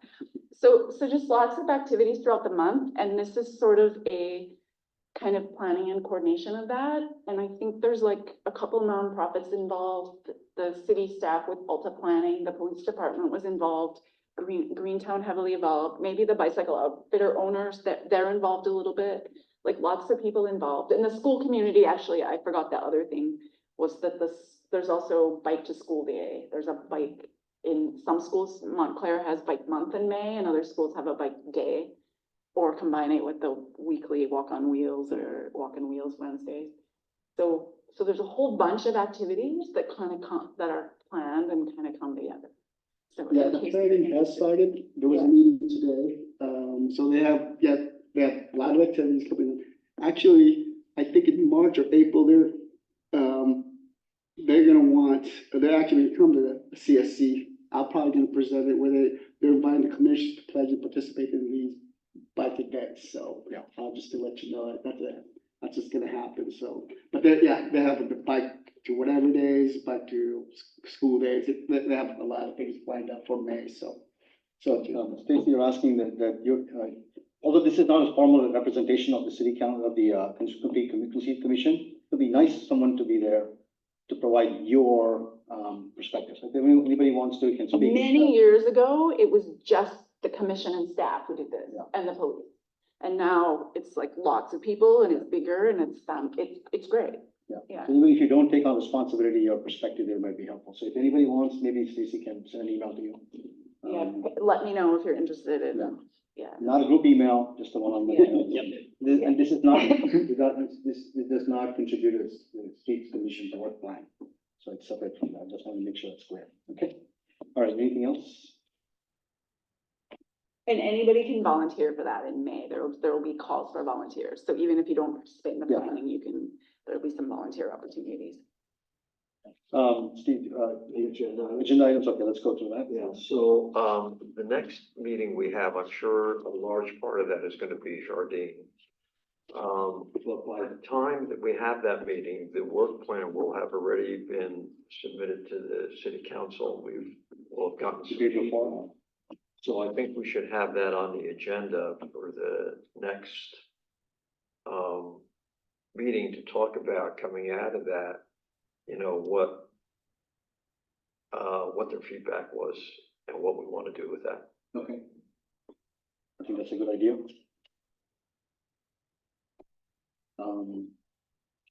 You want to? I mean, is this the right place to ask for that agenda item to be addressed for like a 5-minute report or some update on how that works? Yes, to go ahead. So I'd like to request agenda item to have the sidewalks of Los Altos be reviewed for both dirt and paved sidewalk management. You're requesting a presentation about? Yeah, just a short update report, if possible. Thank you. Paving. You put the timeline up for Hardin when you're going out for bid for paving. Every year, we usually do a couple street selections to add complete streets elements. Are we doing that? And if so, those community meetings need to start now. And A, B, even if we're not, well, we're also just paving, and usually paving street selection is brought to us. To give you guys present like how you selected the streets, and we ask questions and give you comment. Okay. And that needs to be done long before it goes out for bid, so there's time for input, yeah. I wanted to go back, and maybe we already covered this, Scott, but you had talked about the possibility of, or just exploring whether it's possible to get either a subcommittee of some kind, or even just like, forget the word subcommittee, like a group of stakeholders to have a meeting. Yeah, exactly. You know, is it worth, because I know there was discussion today, but we weren't noticed, on it. Is it worth having that in some form be an agenda item for an upcoming meeting? I don't. So our goal, I'm gonna check with the city attorney tomorrow, and depending on the direction, Art will send a message if we need to have a special meeting just for that item, so you can vote, and we can get moving on that. Great. I'll check on that tomorrow. Thanks so much. And then Stacy, you had raised, just the issue of, like, I think parking generally, and if there's, you know, agencies that are working on that, that should be involved. I just know that it seems like some of the stuff we've looked at has parking impacts. Would it be worth, I'm not sure if I'm actually formally asking for this to be part of the agenda, so apologies if it's a little unformed, but would it be worth, just because we know that this is a tight timeline, having some form of agenda item around how to evaluate parking impacts in some of the concepts that are being discussed? Because it feels to me like we can't properly discuss those concepts without knowing more about parking impacts and options for addressing parking impacts. I'm not sure if that's anything that other folks have recognized. Didn't they, in the previous meeting, did they say that parking was part of the planning commissions and not part of complete streets? So we didn't really have a. Yeah, that's kind of what I was thinking of. Yeah, let's kind of table that. I think that just, you know, I think the request for bringing parking back as an agenda item at some point, I think is, yeah. I'm just saying, right, recall from previously. Yeah. Okay, all right, thanks. Got the notes, you got those down. Okay, and I know the last city council meeting, there was a discussion about the pavement conditions, and possibly they were going to form a city council subcommittee of some sort. And I'm not sure if you're aware of that, you want to make any comments, and I think I want to bring that back to this commission maybe, and, you know, give us an idea of what's happening there. And if a subcommittee of streets commission needs to be part of that in some way. If it is, then, you know, we'll be happy to do that, but at least, you know, bring them back to the commission to let us know what's the thought process and where we are going with that. Yeah, at the last city council meeting, the mayor took a vote, and the subcommittee for the pavement is Mayor Weinberg and Council Member Meadows. Okay. So then, city manager and I are gonna be meeting with them in early February, and then I can bring an update on that. Oh, excellent. Okay, great. Thank you. Okay, so that's all I had. Anything else? Any final things? Nope, we're all good. Okay, so I'm calling the meeting to a close. All right. Okay, I just add something. Council liaison, is Sally Meadows. I'm assuming everybody knows that. So I thought I just want to make sure that it's all in All right, that's a good point. Thanks, sorry. Okay, now we're close. Yeah, exactly. So 9:35. 9:35. Okay.